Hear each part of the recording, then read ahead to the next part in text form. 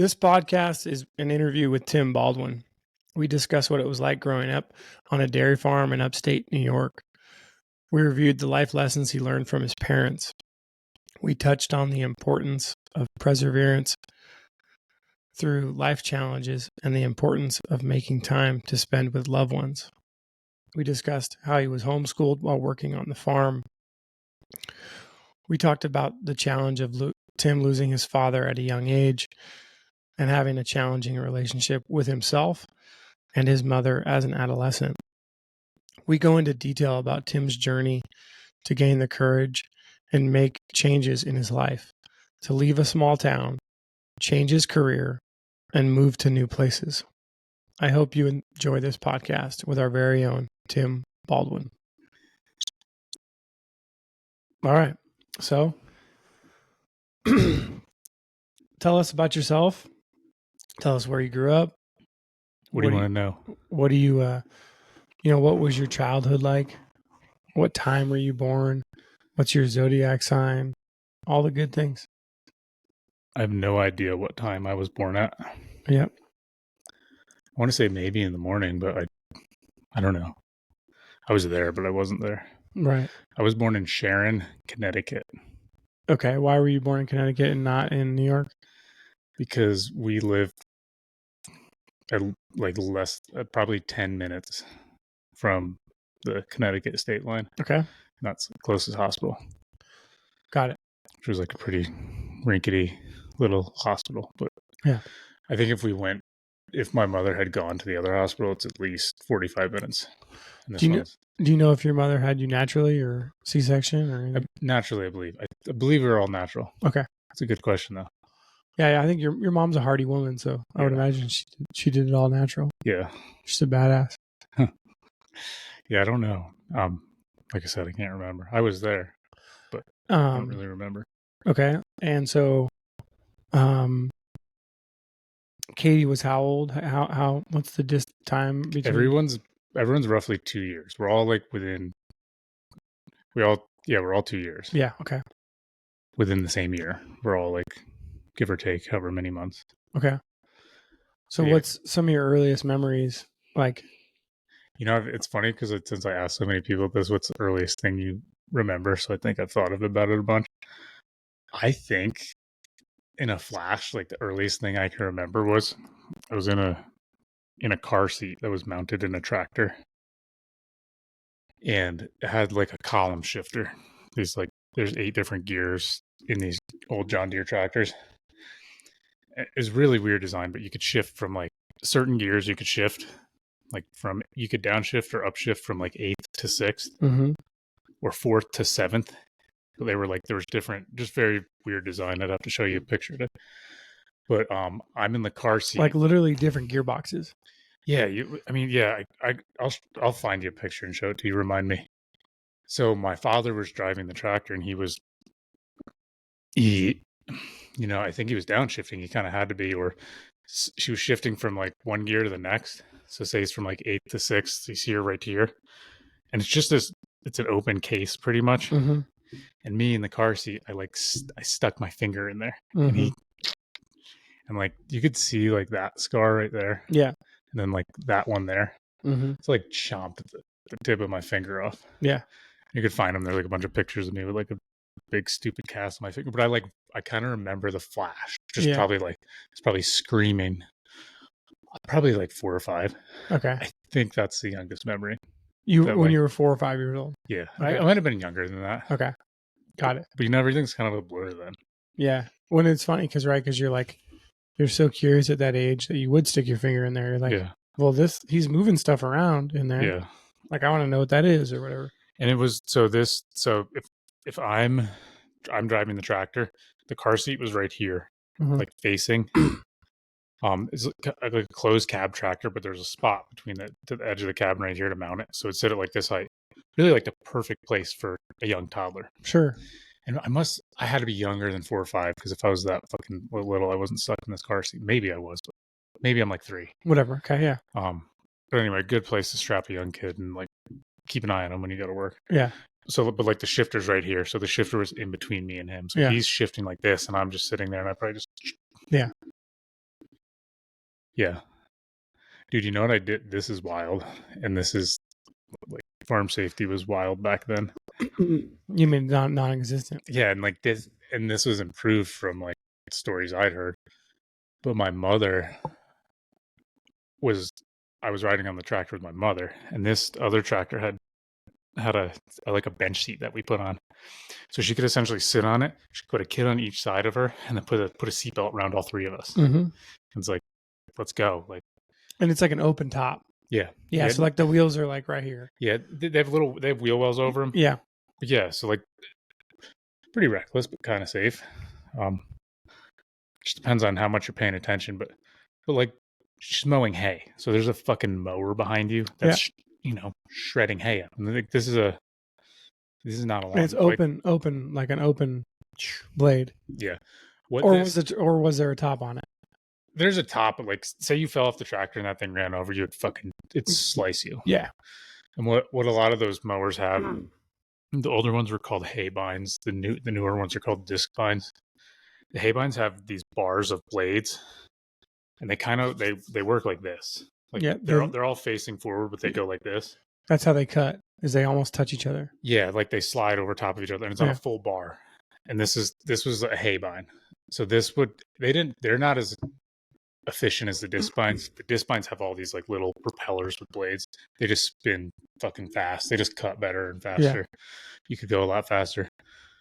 But we still had a hay bind then, but like that was kind of like the end of when we used hay binds. But so we get done mowing this field, and then after the hay bind, there's a conditioner. So it's essentially two rollers, and they roll together. The hay goes through it, and it crushes all the hay. And what it does is like splits the stems so that the moisture can dry out, because it's got to dry out. And if you don't condition it, it'll take forever to dry. Oh, okay. Well, yeah, because it won't dry, you'd be storing it with moisture, and then mold could grow. Yeah. Fires can start essentially because it gets too hot. There's too much moisture, and it can literally spontaneously combust and start. Like that's how people burn barns down, putting hay that's too wet in a barn, and then it's not. So interesting. So it's not stored, so it can. So anyway, we get done mowing this hay field. She gets off. Like there's some hay, like it might have been like stuck in the bars, and it's like practice to just clean it out. So she goes back there. She's cleaning the hay out of the hay bind. Like the PTO's off, so the hay bind's not running. What's a PTO? It's a power takeoff. Okay. So it's essentially like you hook the mower up to the tractor. You like put the hitch in so you can pull it, and then you hook the drive shaft. Okay, so that's essentially the drive. It's a drive shaft. Yeah. It's like to get the power from the tractor to the hay bind, and the PTO lever just engages it. So, and this was the issue, that she left the tractor running. So that's insanely dangerous. Leaves a kid and like nothing against her. You just don't think about these things. So this happens. Right. Leaves me on the tractor, goes and is cleaning off the hay bind. You pulled the lever. Dude, this is what happened. So I'm sitting here, tractor's forward, she's behind cleaning the hay bind off. So I turn around like a little kid, hands over the seat, and I'm just looking over watching her. Like kid watching mom. My foot, I like stretch my foot out like a kid would, and I kick the fucking lever. Yeah. And the lever you have to push it to engage it. Yeah. So I just kicked it, and it engaged the clutches. So it like turned on and then right off. Dude, it almost fucking completely took her finger off. Yeah. Like it was hanging by a fucking thread. So then she, like, thank God she's like, it could have fucking killed her. Like, and so then she like gets back on the tractor, drives back. And I wonder how old I was then. I'll have to ask her so I could try to figure out how old I was. So she's like, I remember her telling Jen and Jim, and she's like, I can't remember if my father was still alive then. I can't remember, but she's like, I have to go to the hospital. So she just drove herself to the hospital with. She like wrapped her hand she up literally in a had rag. it wrapped in a shirt, and then drove to the hospital. But I remember that because that just had a big fucking wrap on it. Like I'm pretty sure it cut the bone and everything. She was coaching my baseball team then, so she would like. It was her right hand because she's left-handed, so she would still be able to catch a ball, and then her finger it was like an infielder's glove, so her pinky was stuck outside of the glove because the fucking wrap was on it. Yeah. I haven't thought about that story in a long time. That's funny. And she was your coach? Yeah. So yeah, I must have been like, I had to be at least, I think I started playing baseball when I was 7 or 8. Mm-hmm. So it was sometime around then. Yeah. So yeah, dangerous shit on the farm. Yeah. If Okay, she, so those are some early memories. yeah, if we remember when she does the podcast again, well, I want to have her tell that story because I don't even know it that well. But if you look at her, I don't know if it's her right or left hand, but like her ring finger and her middle finger, her ring finger and pinky finger, there's no nails or nothing. They're like nubs to there. Mm-hmm. It's some farming accident. They got fucking sliced off. Mm-hmm. Shit was wild on the farm. Yeah. um. Okay, so those are a couple early memories. Um. I And so remember. I would imagine like I mean, your parents worked all the time, so therefore you were always with them. Um. I guess what was that experience like, like and you had brothers and sisters around. I mean, what did you guys do? Um, I don't know. I guess I want to say like what did you do in your free time, but I'm not sure you like really had traditional free time. Yeah, I mean, we were always just like our. Yeah, my parents were always essentially working, but they had to take care of us. So we were just kind of like on our own, or they were watching us, Mm-hmm. and they were mostly like. I think the only time we were on our own that I could remember was early in the mornings because they'd get up at. They'd usually be leaving the house by 5. Where'd they go? To go milk the cows? Okay. Which like you can see the barn from the house. It's Yeah. So they leave you alone. You're probably sleeping. yeah. And we were sleeping, and like I remember my father, and like I think how much of a health concern this is, but I laugh when I think about it. He would leave for us, like me and Katie. What the fuck is that? Oh, it must just be this squeaking. Anyway, he I don't would know. he would leave on the kitchen counter for us like a cup of milk and 2 cookies. Mm-hmm. And I don't know. I mean, I was thinking like if the milk was sitting out for that long, how warm would it be? But it must not have sat out that long. Like he must like maybe he knew we got up like an hour later. And me and Katie could have been older by Would now. it go bad that quick? I don't know, but you wouldn't want milk to sit out for a long. Well, and we didn't. This isn't pasteurized milk, Right, but I'm saying even if it sat out for 3 hours, it should be fine, right? I guess. I mean, it didn't. I don't remember having fucking issues, but you would Yeah. just think like milk sitting out for a while. It's kind of gross. Yeah. Anyway, so I just remember him. He would always leave us like a cookie and a glass of milk. How old were you? I don't know. We're probably older than. I don't know, like 5 or 6. That's awesome. Yeah. So you guys would wake up to a glass of milk and a cookie. Yeah. It's like you were Santa Claus every day. That was awesome. Yeah. So I don't know if you would just like. And legit milk too, not no bullshit milk. Yeah. I'll have to ask my mother that too. If she remembers that. And I'll have to ask Katie if she remembers that. Yeah. I just remember that. I just remember me and Katie. I don't know where the hell Becky was, but Becky is only 2 years younger than me. So she was around too. Mm-hmm. Yeah. I remember that. I don't know. Yeah. We just like, there was always chores to do. So we would always like, as soon as we were old enough to, we would help with chores at the farm. Mm-hmm. Like feed the cows hay, go get hay for the cows, let the cows outside, clean the barn, do this. Like, and like, How old were you when you started milking them yourself? I didn't milk them a lot, like per se by myself when I was young, but I'd always just be like, my mother be there milking them, so we'd help her, like help whoever's milking. Is there like you guys have like a corral system where like you milk one at a time? The way that this is set up is they're all in the barn, and they all have their own stall. They're essentially like tied. There's a chain. They're clipped to them, and you just milk them right there where they stand. Okay, so it's not like you're putting them through a chute. No. Almost they like sit in the chute while you milk them. That's more modern. Like that's how most of them are now. Okay, they call it a parlor or yeah, a carousel, but this was like more the old school way to do it. Okay. So you usually be like my mother milking when we were young, and then like the folks that worked on the farm, so we would help them out. But we never really got like, at least I didn't get delegated that for myself. I don't know if Katie did, but I don't think Katie would ever be milking the cows by herself. And we were like allegedly supposed to be like being schooled and in school. Mm-hmm. at some points too. So, but yeah, like, I mean, I like knew how to milk the cows at a very young age. I just didn't like have to like milk all the cows by myself every day until I got older. Yeah.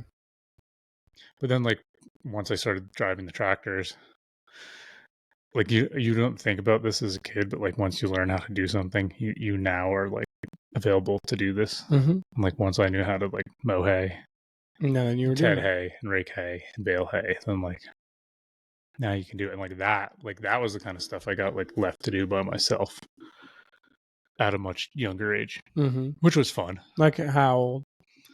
I don't know, because I was probably like 10 or 11, like sometime around then is when I like knew how to drive all the tractors and everything. And I'm sure by the time I was 12 or 13, I was like at least like raking hay, if not mowing hay. When you say rake hay, you're doing it with a tractor. Yeah, you essentially like you cut it, it gets laid out on the field to dry out, and then you rake it into rows so it can be collected, whether it's going to be baled or chopped up and put in silos. And I would remember like when we would be chopping silage, so you like chop corn and then you put it in the silos, and my mother was unloading the wagons, and I'm like on that same tractor with her, like strapped into the seat. When you say wagons, you mean like wagon? These are like they're self-unloading wagons. Okay. So you like chop all this into the self-unloading wagon. It's got this kind of like conveyor belt chain system, and then it unloads into a blower, which then blows it into the silo. Okay. I gotta find out how to edit pictures into this fucking podcast so I can so any of this can be explained. But I remember like I don't need weird memories you remember, but sitting on this tractor, like it's getting unloaded into this what is called a blower, and it literally blows the silage up the tube. It goes up the side of the silo, and then it drops in. And that's how those silos are filled. Yeah. And this thing's fucking loud. And you have that tractor running at like I think like 2,000 RPMs, a little bit higher, which is high for a diesel, and this fucking thing's just like cranking. Yeah. And I'm sitting there with my math textbook. Yeah. Like trying to learn fucking math. And like that was how like I was learning. With the tractor at 2,000 RPM to the blower. Cranking, and I'm like talking to my mother, and she's like, "You got to do this and this," and she's like, like just figure it out. And like we'd figure it out, but like that's how I remember doing half of my schooling. Yeah. But, she was like bound and determined to homeschool us, but like keep running the farm too. Yeah. So it was the Wild West. Yeah. On the east. It was the Wild West in the east of upstate New York. Yeah. I remember like being pumped for my birthday because I'd get like I like love playing with like construction toys and all that kind of stuff. And I remember my birthday presents would always be wrapped in newspaper because that was just like the practical thing to do when there was newspaper around. Yep. Yeah. What do I remember? Like, you ever think when you're a kid and you remember how like selfish you are as a kid and you don't even like remember your siblings? Like kind of remember them being there, but you're so kind of self-centered as a kid. You're just trying to like figure out yourself in the world. Yeah. I like remember them being around, but you don't have the thoughts you have now. Like, what do you think about this? It's just like, the fuck are you? What the fuck am I? What the fuck's going on? Yeah. Yeah. So yeah, I remember Katie, like, because Katie was older than me, and like Becky being around, and then David's 4 years younger than me. So yeah, he was around. What else do I remember? Did you and Becky did you guys play together a lot? Yeah, we were always just like. Or you and Katie or Becky, like, do you guys play together a lot? Because you guys are so close. Oh, you know what I remember? Yeah, I remember. Age. So when I started playing baseball, I like became obsessed with baseball, and I don't know if like my mother always watched it, my mother and father, so I probably just was like always saw it on when I was a kid at night when we were home. But that's what we would do a lot. We would have like wiffle ball games, baseball games. That's what we would always be doing. My cousins, Sarah and Jess, they lived in the other house on the farm. And then Katie and Becky were there, so we're all like the same age group. So we'd always be kind of like playing these like wiffle ball games, baseball, softball games, and then I would just be like, I would find everyone like with a pulse on the farm that would throw baseballs with me. This was all I wanted to do. So like not like see if Greg, hey Greg, can you like throw some baseballs to me? Like, Mom, can you hit baseballs to me? And like anyone that would hit baseballs to me, like I wouldn't Where care. would they hit them to you? Like in the yard, or like I'd like go out in the field, and like the guy Jim that worked on the farm would like throw baseballs to me, but I would like just bug people. Well, you had an area enough like where somebody could hit you grounders or something? Yeah. Okay. Like it was flat enough. The way that my mother did it, and is she would catch the ball, and then she'd have a bat in her hand, and she would just lob it to herself and hit it like pretty hard with the bat, and that was just like how she always would hit me fly balls or ground balls. Yeah. And then when no one would play with me, poor kid, and I would just throw balls against the wall of the garage. Yeah. Or like there was like a little kind of like gable roof I could like bounce the ball off of, and it would come back to me, and like this was just like that was all I wanted to fucking do. Sure. Just play baseball. Yeah. And I was like, I remember this was like I was so embarrassed about this, but in the middle of winter I'd go out in the yard, and there's like a foot of snow at least, if not 2 feet of snow, and I take a shovel and I shovel out base pads around. So I've like literally got a little shoveled baseball field. Dude, I don't know what. It's gotta be this chair. It's making this weird squeaking noise. I don't know if like the mic's picking it up. Switch chairs. Grab that other one.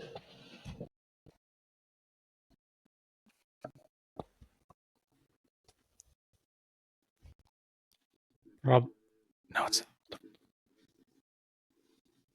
something on the table.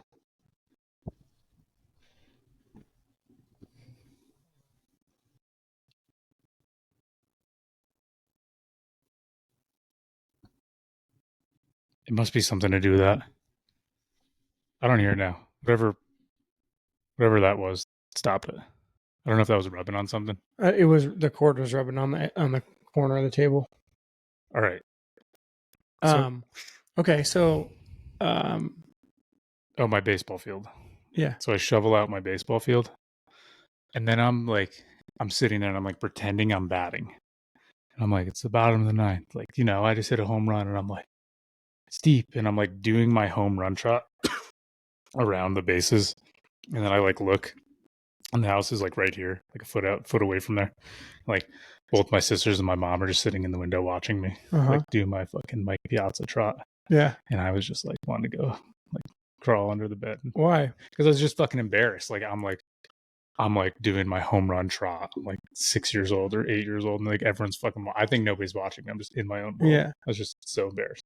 That's interesting. You were embarrassed. I don't think I would have been embarrassed at that age of that. I would have been like, yeah, of course. Like, I remember doing the 3, 2, 1, 5, 4, 3, 2, 1 countdown, like in the driveway, like shooting a basketball. Like, okay, there's 5 seconds on the clock, and you have to juke somebody and then shoot a 3 or whatever. Dude, I still do that today. That all the time. If you don't make this shot, like you gotta, champ, you don't win the championship, right? I don't know. Like I don't know why I was like I felt so embarrassed or ashamed about it. Yeah. Who knows? Maybe I was like doing a bunch of crazy historamics or something. Right. Probably. I don't know. I don't know what historamics are. I assume they're like, all kinds of shit. Just like crazy. Yeah. Bunch of physical. That's funny because, Mike Piazza went to the Mets, and then that's probably when you started liking him. Yeah. Because he played for the Dodgers before that. He was a catcher for the Dodgers. Yeah, I think that's where he started, right? I don't know if that's where he started, but like in the early 90s, he was a catcher for the Dodgers. And I think he might have started with the Athletics. Yeah, I think you're right. I think Athletics, then Dodgers, then Mets. But was he only with the Dodgers for like a few weeks? No, I think he was there for a few years. There was a team that he was only on for like a week or two. Like he just got traded and then traded again. And I was so excited because I had a baseball card of his from like the 2 weeks that he was on this team. I had like binders and binders of baseball cards, and I had them all in like sorted by team. So interesting because we had a bunch of basketball cards too. And I was always torn if do I make the team sorted by active roster or when their card was. So this was my dilemma. Yeah, this was my like, this stressed me out. I'm like, well, they're not on the Orioles now, but in this card. Yeah. Like, so what do I do? And like, this just went on forever. We did, That's so funny. so I didn't do this much when I was really young. I didn't have that much of an interest, but I started to as I got older. You could take animals to the county fair, Mm-hmm. and you can essentially show them. Yep. I think like David told you about some of this. This was like our like highlight of the year, because you go up there for a week and your friends are there and everyone else that farms or wants to farm is there. Yeah. So some people take pigs, take cows. Yeah. Whatever. And so you're generally in 4-H. Like 4-H is a youth program. They still have 4-H now, and it's here. What you would do is you were supposed to do a presentation every year. This was like your 4-H thing. So you'd have to like, some sort of presentation about whatever you want. It could be anything. You had to do some research on something and then go in front of these 3 like 4-H leaders and present. Research on what? I don't know how general it could be. Like I remember my. Do you remember some of your presentations? That's what I was thinking, because mine was baseball cards. Okay. And my baseball card collection. Okay. And like yada yada. Like, here's my Babe Ruth card, and here's my 3 Mike Piazza cards, which I've like, and like this is my like. How I love that. So cool. Such a fucking loser. Yeah, but like when you're a kid, like you like think it's the most important thing ever. And I hated it because I was so nervous because I didn't go to public school. Yeah. So I was like fucking having it. Trembling. Yeah, I was like having an anxiety. How old do you think you were at this time, roughly? I don't know, 10. Okay.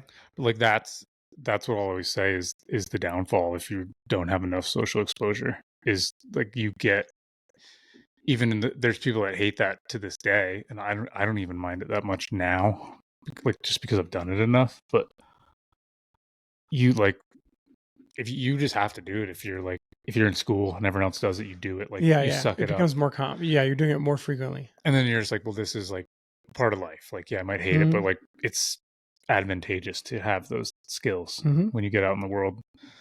So Katie, I remember one of Katie's presentations was on displaced abomasons in a cow, which is their. I don't know what that is. So they get a twisted stomach. Okay. And they this can happen to cows like not long after they calve sometimes. Like it's things with the way they like if you feed them too much after they just calved, and their diet kind of changes, and essentially you'd have to have the vet like open them up and untwist their stomach. Yeah. Sew them back up. So she had like helped the vet do this a few times. Like he would like kind of help us, like he's there, but like all these kids are running around, and he's like, yeah, like, here, can you do this? Hold this for me. And he's just kind of like, this vet was a farmer. This vet had a dairy farm. Dave Hammond, he was like a character of a guy. So like Katie had all these pictures of her doing this surgery with him and kind of explained what happens, how these happen, how they can be prevented. You have to take a like a stethoscope. How do you say that? Stethoscope. Yeah. And you can put it on the side of the cow, and you can tap on them, and you can hear, and like that's how they tell. Yeah. And they like that's how they identify this, do this diagnostic, and then know that this has to be done. So Katie did this. I remember. What an interesting way to figure that out. Yeah. Right, because like just to use a stethoscope to be able to like hone in on that, it's like you gotta have like an experience, right? Because that's a really interesting way to figure out like nowadays. I mean, they probably still do that right that way, but like nowadays you would think like, oh, you'll do like an X-ray, or like, you know what I mean, where there's like technology that can probably show you literally, but the fact that somebody has the knowledge and the skill to like listen to it. Well, there's a way to do it now. Like it's a standing.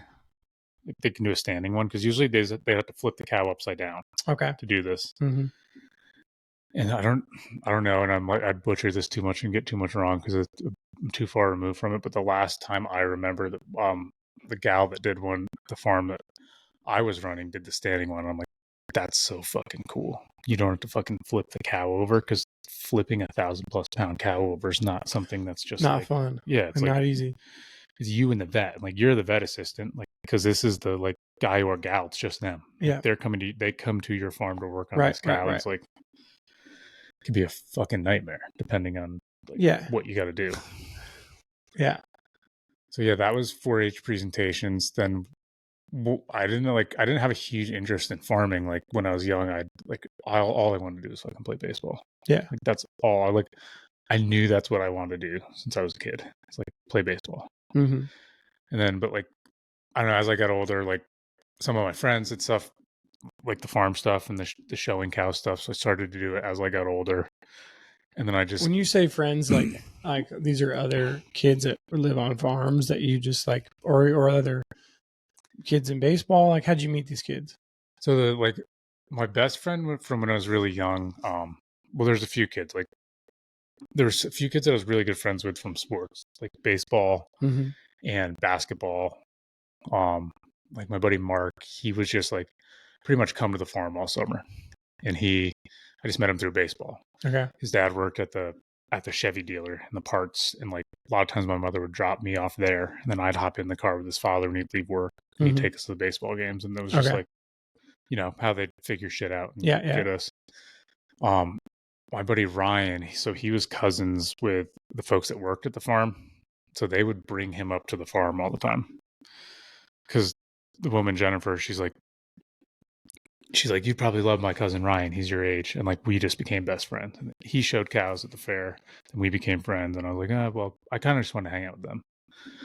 Like showing cows. Yeah, it was kind of fun, but like, I wasn't like super into it, but I was into like hanging out with friends and doing fun Sure. shit. So I was just kind of doing it because other people did it. Yeah. So if we stay like at a relatively young age, like, what do you think you were learning from your mom and your dad at that time?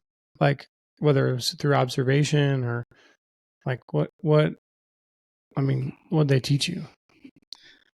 It's all like, I mean, obviously, I guess it has to be in hindsight because you're not like, you don't realize you're learning it then. Yeah. But now it's like perseverance, like, Okay. and just hard work ethic.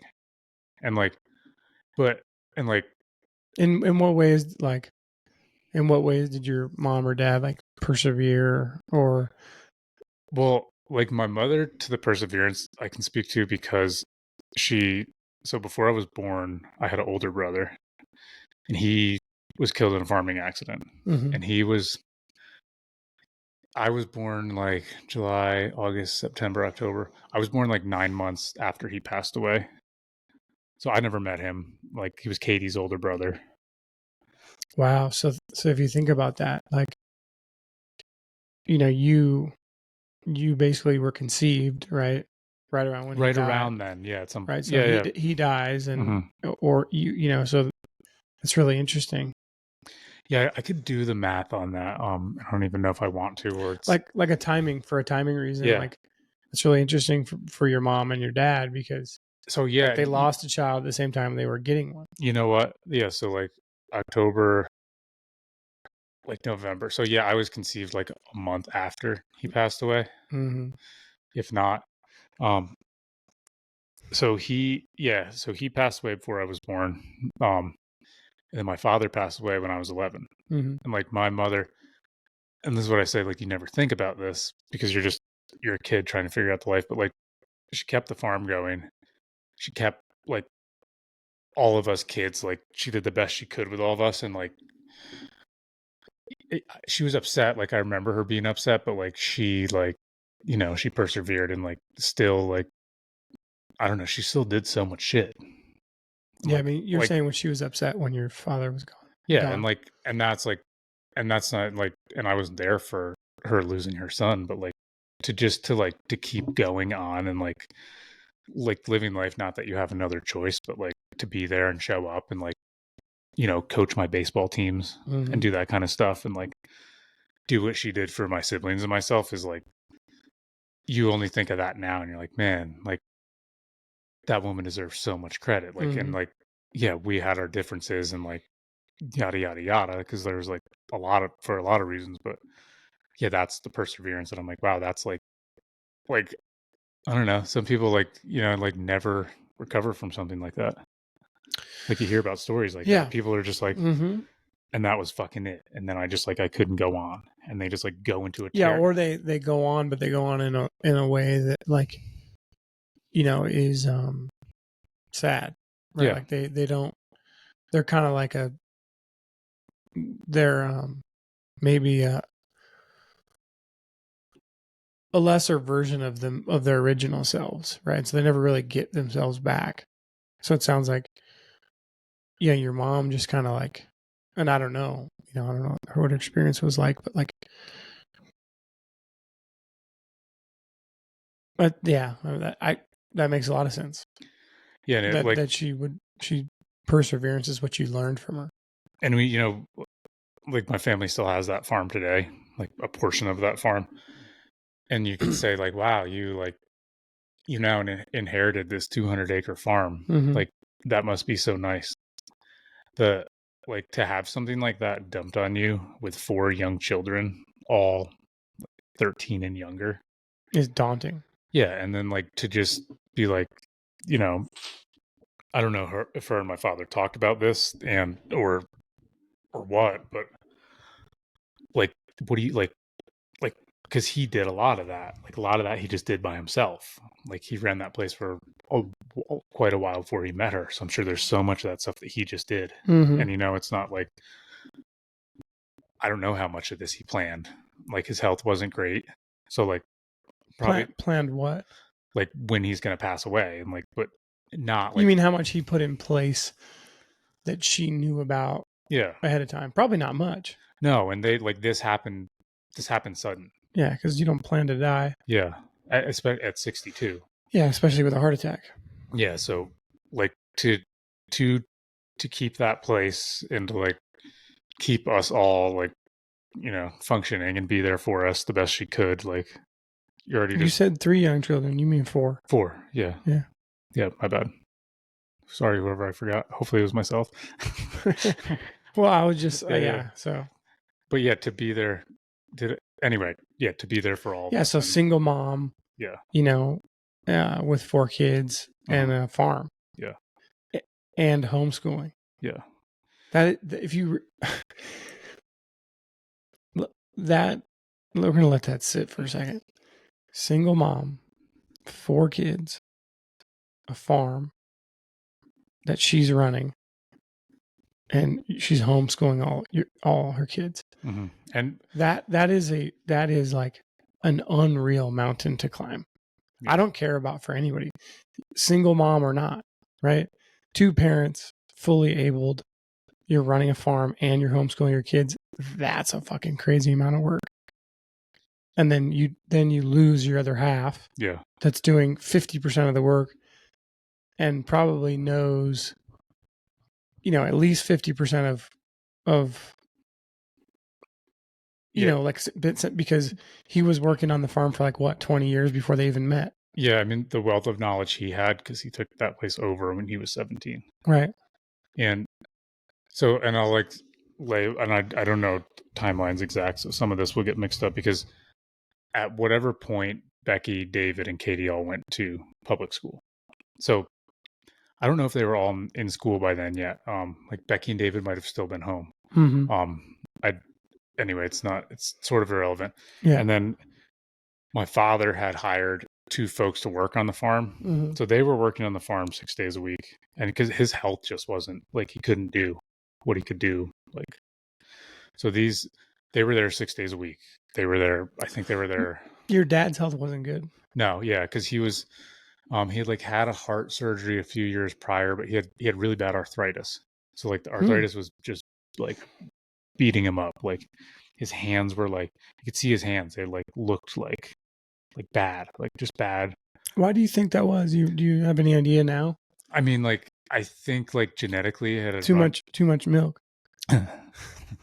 I know like genetically it had run in our family. There was like but like it could have been dietary too. Sure. Because there's so much we know about like diet now that we did not have that kind of information. And he tried a lot of things and medications. Mm-hmm.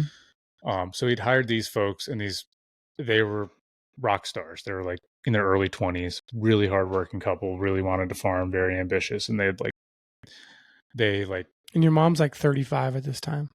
No, she's going to be in her 40s now. Like by the time he'd hired them, I want to say it was 9.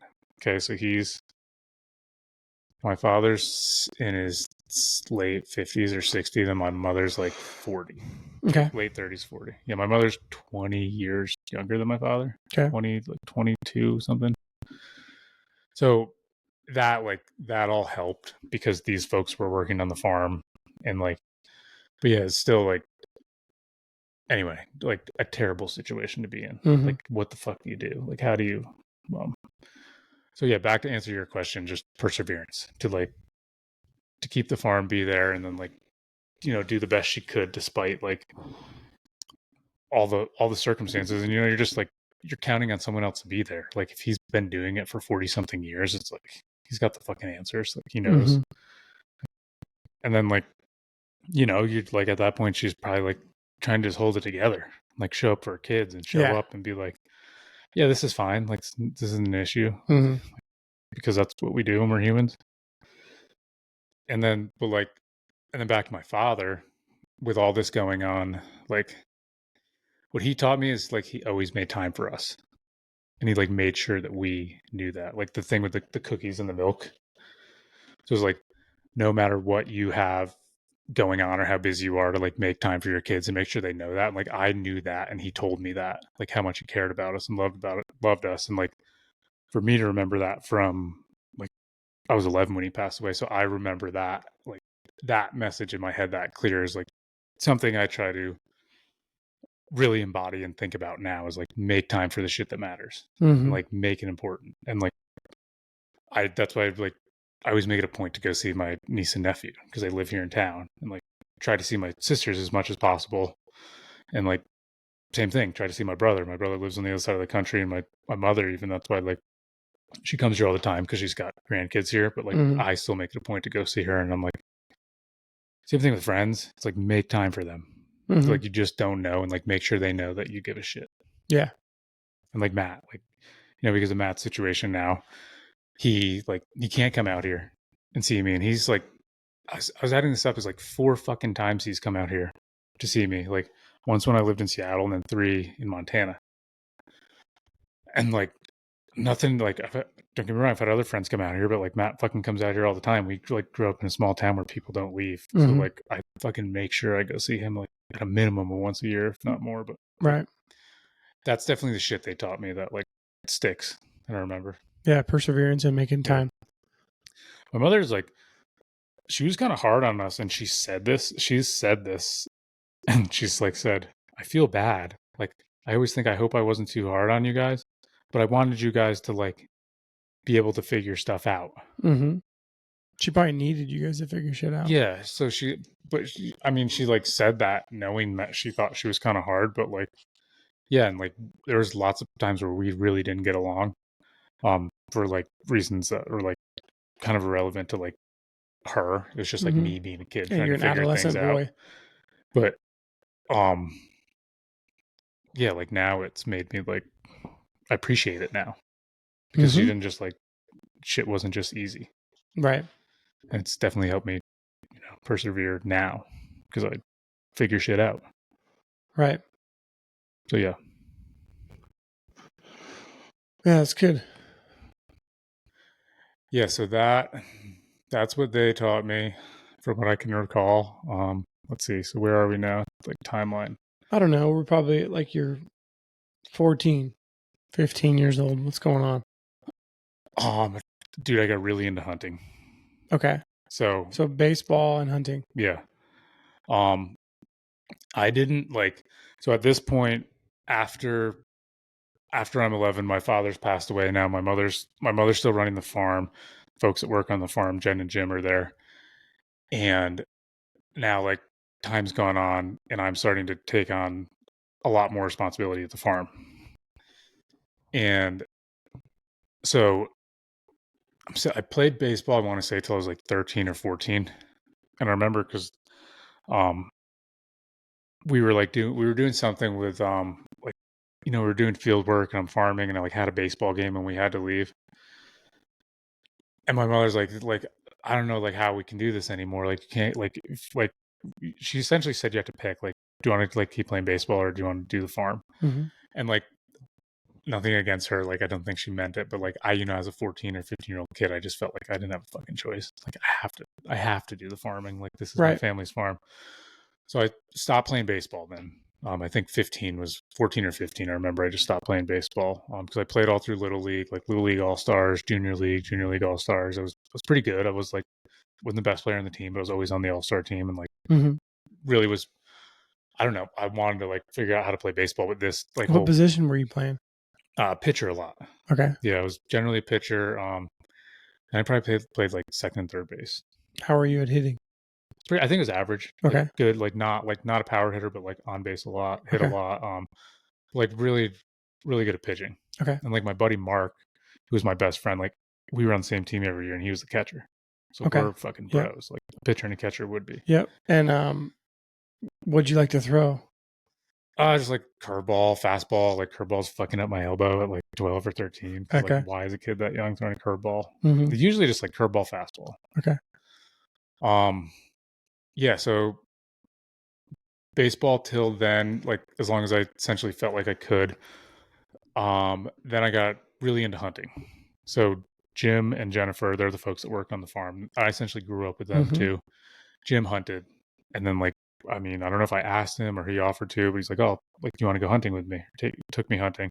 So I just like sit in the tree stand with him. And like, I don't know if I ever saw him shoot anything, but anyway, I just wanted to go. I was like really interested in hunting. I remember we had a field of sweet corn, and we could always sell the sweet corn. My mother would let us pick the sweet corn and like sell some of it roadside, and the rest we would just have for ourselves or friends to eat. So not a lot of corn. No, it was like a half acre or something. It was a lot. Okay, Dude, the thing is, a lot for a family. There'd be so much ready in such a short time interval, because you want to space it out. Like do a few rows a few weeks later. So, but we would just have an abundance of corn in a short amount of time. What a lot of people do then is like cook it and freeze it. I assume we did that too. But she would let us sell it, and I sold it so I could save enough money to buy a bow. Okay. So then I buy a bow, and she, like, in New York, you're not supposed to hunt with a gun till you're 16, like legally. I think 14 with a bow you could, and then 16 with a gun. Okay. And then like maybe you could 14 if you were with an adult. But I essentially like wasn't gonna, like, didn't have an adult to go with me. But I think she let me hunt the first year I was 13 with a bow. It was like 1 year early, but like she was like, no, you gotta like take these courses and get your license. You have to take hunter safety and archery safety. And then like once I did that, I just shoot every day, and that's like because I was homeschooled, I'd fucking just hunt every day. I think I shot like 6 white-tailed deer the first year I went hunting. On your own property? Yeah, I'm like 13 or 14. Yeah. It was like so dumb, but Jim's father would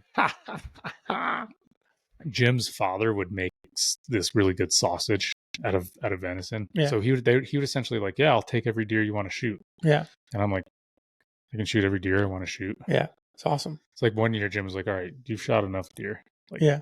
But like you only get a tag or two a year. It's like it's not legal technically, but like you're on private property. It's like you're not going on state land. Nobody's I mean, I'm sure people have gotten busted for it, but it's whatever. So yeah, I'd hunt a lot. That was like, you'd hunt by yourself. Yeah, or friends. Like as soon as I met, and you're on your own property. Yeah, so it's not like you're far away. Like Ryan, so you'd kill something and then go grab the truck.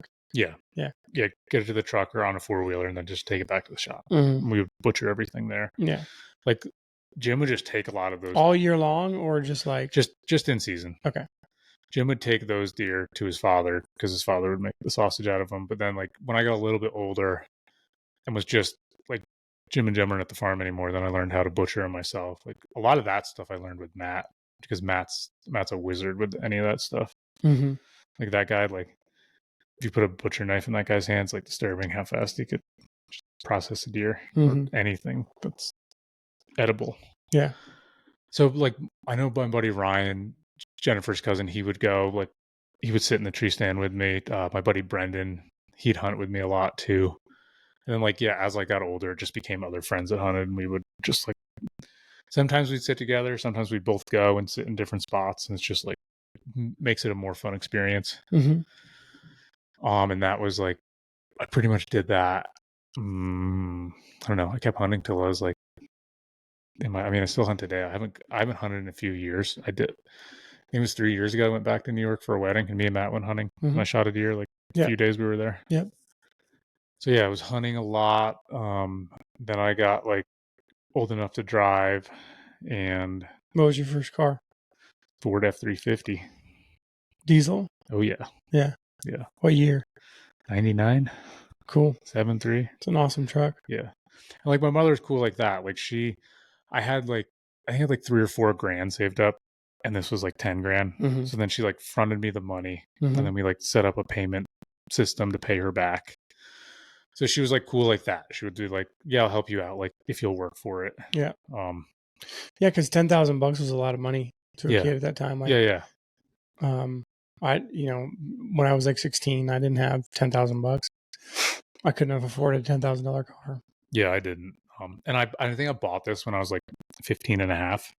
Okay. So I could like start paying it off and like drive it around the fucking farm and like dream of the day. Dude, I remember the day. What color was it? Blue. Okay. Dark blue. Yeah, just regular cab, 8-foot bed, 6-speed manual.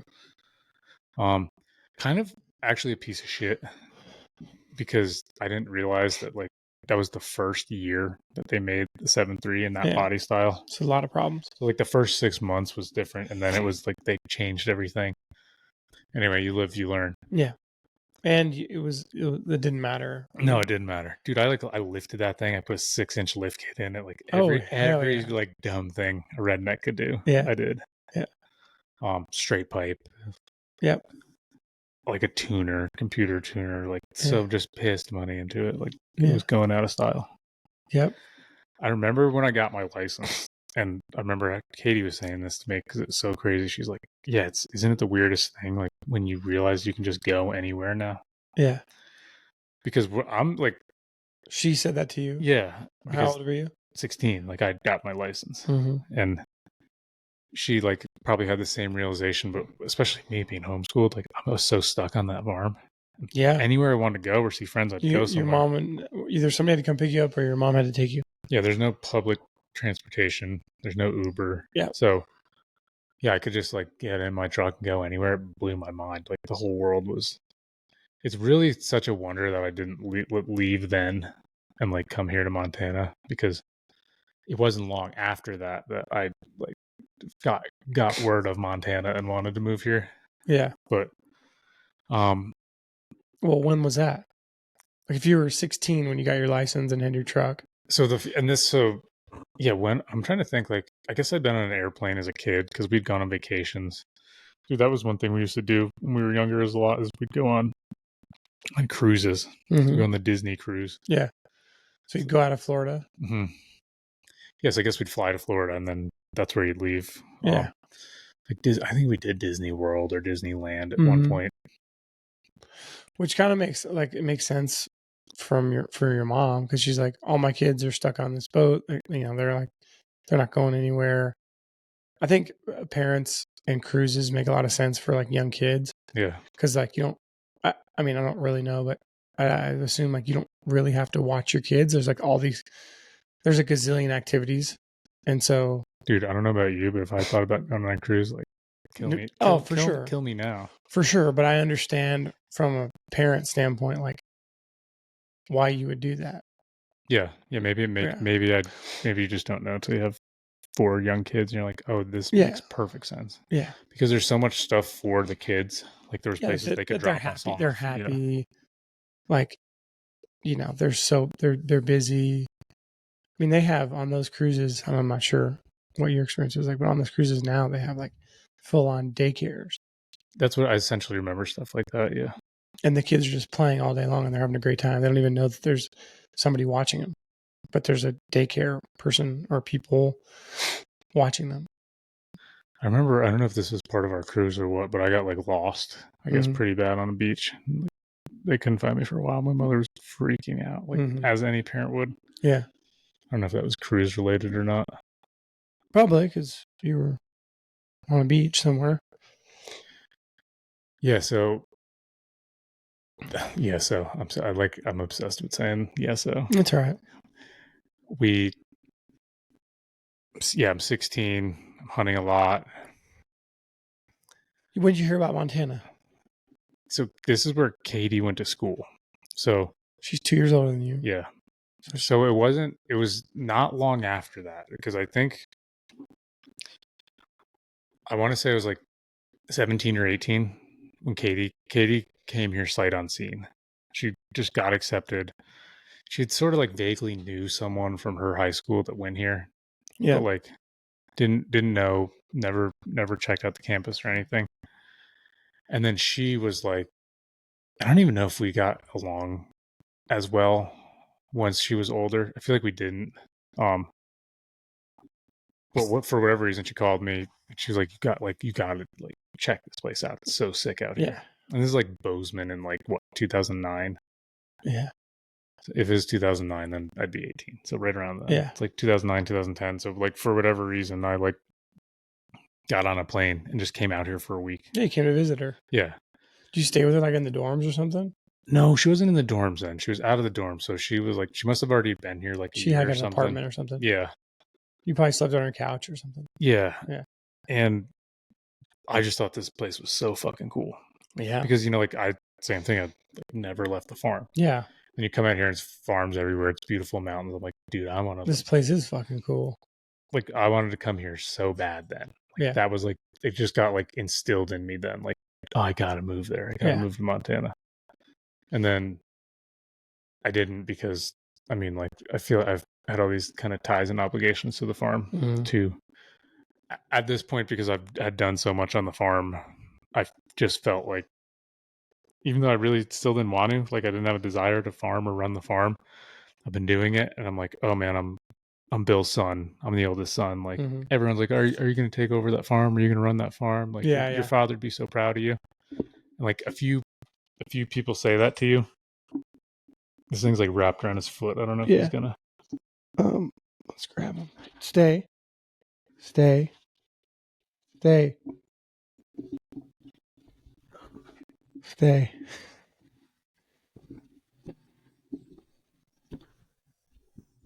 Someday we'll get this real set up.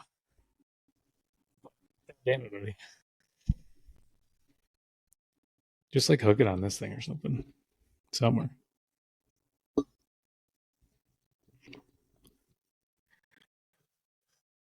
Anyway.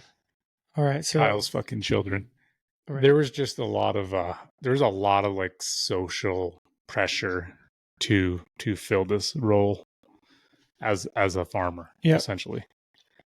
And then and if that's all you know, like you don't even think outside that box. Yeah. Or it's probably very difficult to think outside that box. I would say like after the age of 14 or 15, I don't think the thought ever crossed my mind that I would do something different with my life. Until what age?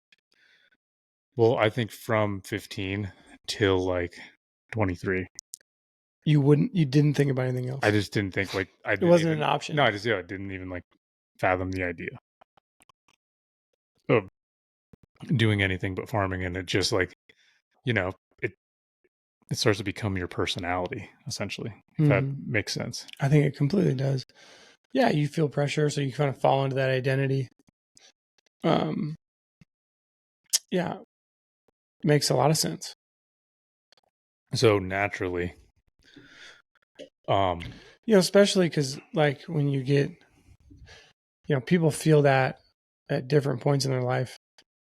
It's like when you graduate from high school, it's like, what are you going to do? Hey, what are you going to do next? Right. And so then you're like, well, the natural tendency is like, you have an answer. You have to have an answer to that question. So then you start to think of one. Right. And then, so you formulate an answer to that question. Like, I'm going to go to college or I'm going to go work. Right. And what are you going to do for work? Well, I'm going to go do this. And then same thing, right? Like if you get out of college, like, what are you going to do? Right. So then people come up with an answer for that. So I would imagine for you at that time, you're like, well, like I'm going to run this farm. Right. And so, you're making me think of though, and this is like, cause it was more like I guess there's just more complexity to it. So I think I'm 17 now. And like my mother's, this farm is still fully operational. Jen and Jim don't work there anymore. They've kind of found a place where they can now farm on their own. So they're renting out this farm. And my mother's like kind of having trouble with different help that she's hiring, like this and that. And she's like, I kind of want to sell the cows. I don't know if I want to keep doing this. And she had said to me at one time, like, if you don't want to take this over, like, then I'm going to sell these cows. Like, I don't fucking know if I can do this shit. I'm fucking 17. So she like made this decision. She's going to sell the cows. And then so I'm like, what the fuck am I going to do? So like, I just find a job on another farm. Like, what else would I do? I'm a farmer. So I went and worked on this farm. This is like 45 minutes away from here. Oh, that's a good story. So I'm working on this farm 45 minutes away. They give me a house. They're like, yeah, like you can live here on the farm if you're gonna work. I'm like, fucking 17. I'm gonna have my own house. Sweet. Like, fuck yeah. So I got my own place. But I start dating this chick who lives like south of where I grew up by like 15 minutes, and this farm's like 45 minutes north of where I grew up. Yeah, so there's an hour there. Yeah. So I'm just like making it work, dating this chick. So like I'm just like going back and forth. Doing fucking yeah. Back, yeah. Yeah, whatever. Like I got one day off a week. Like I'm working like so stupid. I'm working like, 6 days a week, like 12 hours a day. I'm 17 You're gonna go years get old. it in, dude. Yeah. Hell Dude. yeah. Let's So go. I'm just like, I'm going back. They're doing midnight runs back and forth. And somebody like a guy that I know got me this job at this farm. And they said, like this guy can be pretty terrible to work for. And I'm like, what do you mean? Like he can be terrible to work for? You just like, when you work for someone, you just like do what they say and that's it. And like, I'd essentially like was so naive to that because I just worked on the family farm. And like, yeah, I butted heads with family, but it's like, I wasn't like employees in that sense. Like we all had this shit collectively that needed to get done.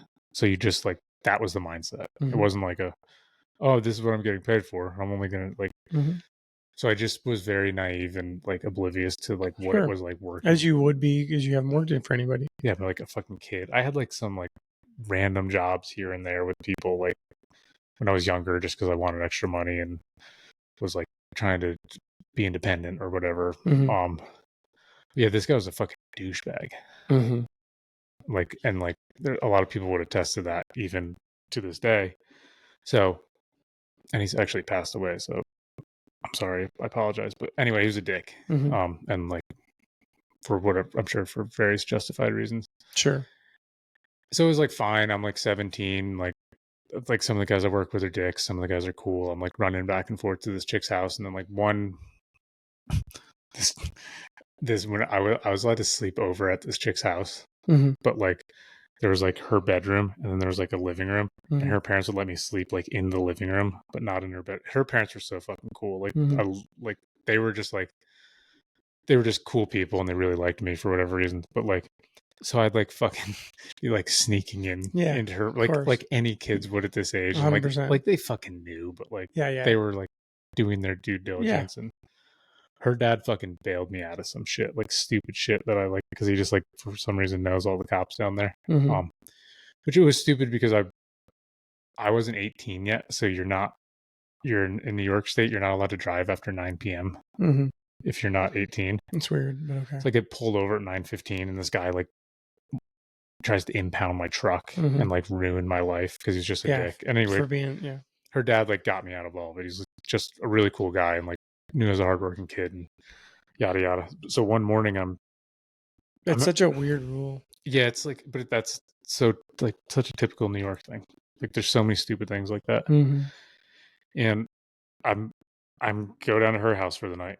Dude, actually, it's funny. I was 17 and I go, and her dad, he would be playing, was it Call of Duty or Halo? It was Call of Duty. He'd be like, you want to fucking play? And I'm like, yeah.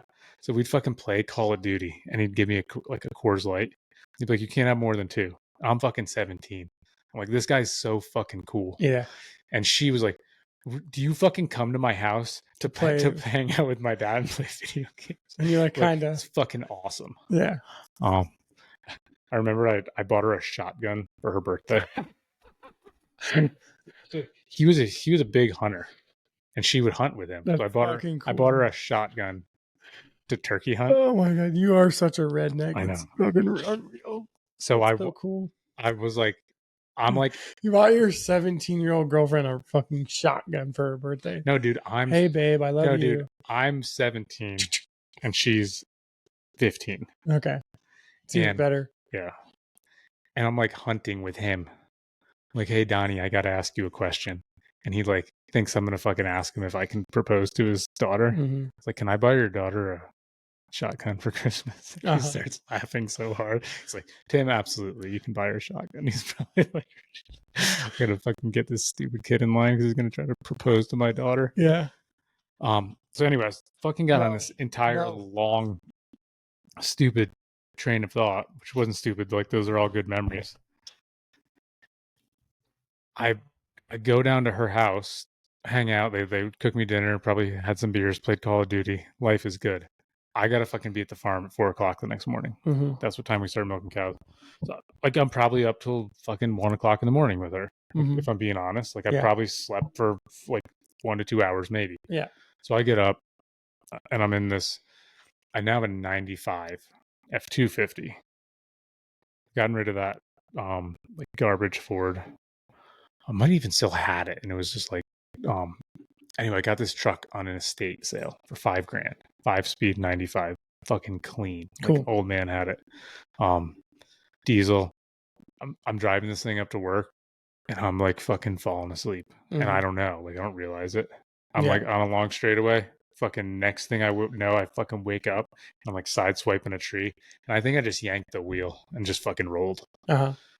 And then like if it's pretty redneck and in the middle of nowhere where I grew up, and it's even more redneck as you go north. So I'm like way up by this, like I'm headed north and we're headed to the boonies. Mm-hmm. So fucking like I'm trying to like wave people down. I have a cell phone, like a flip phone. It's like a piece of shit. I'm like trying to turn it on. So I like call 911. I'm like, hey, I flipped my truck. I'm fine. Was it thunder? Airplane. I'm like, hey, I like flipped my truck. I'm fine. But you know, I'm like on the side of the road, my truck's flipped. So like troopers show up, like no fucking ambulance or anything. And they're like, are you all right? And I'm like, yeah, you're fine. What are you doing? I'm like, well, I fucking like rolled my truck. I'm like, I need to go to work. And I'm like chewing tobacco. And you're 17. Yeah. And they're like, oh, you worked at that farm up there, that one that like cow shit stinks real bad at. I'm like, yeah. Like it does. Like, how do they know you work there? Just because I was telling them or something. And then I'm like, I have my chewing tobacco. And they're like, do you have that chewing tobacco to mask the scent of all that cow shit from that farm? And they're like laughing at me and making fun of me.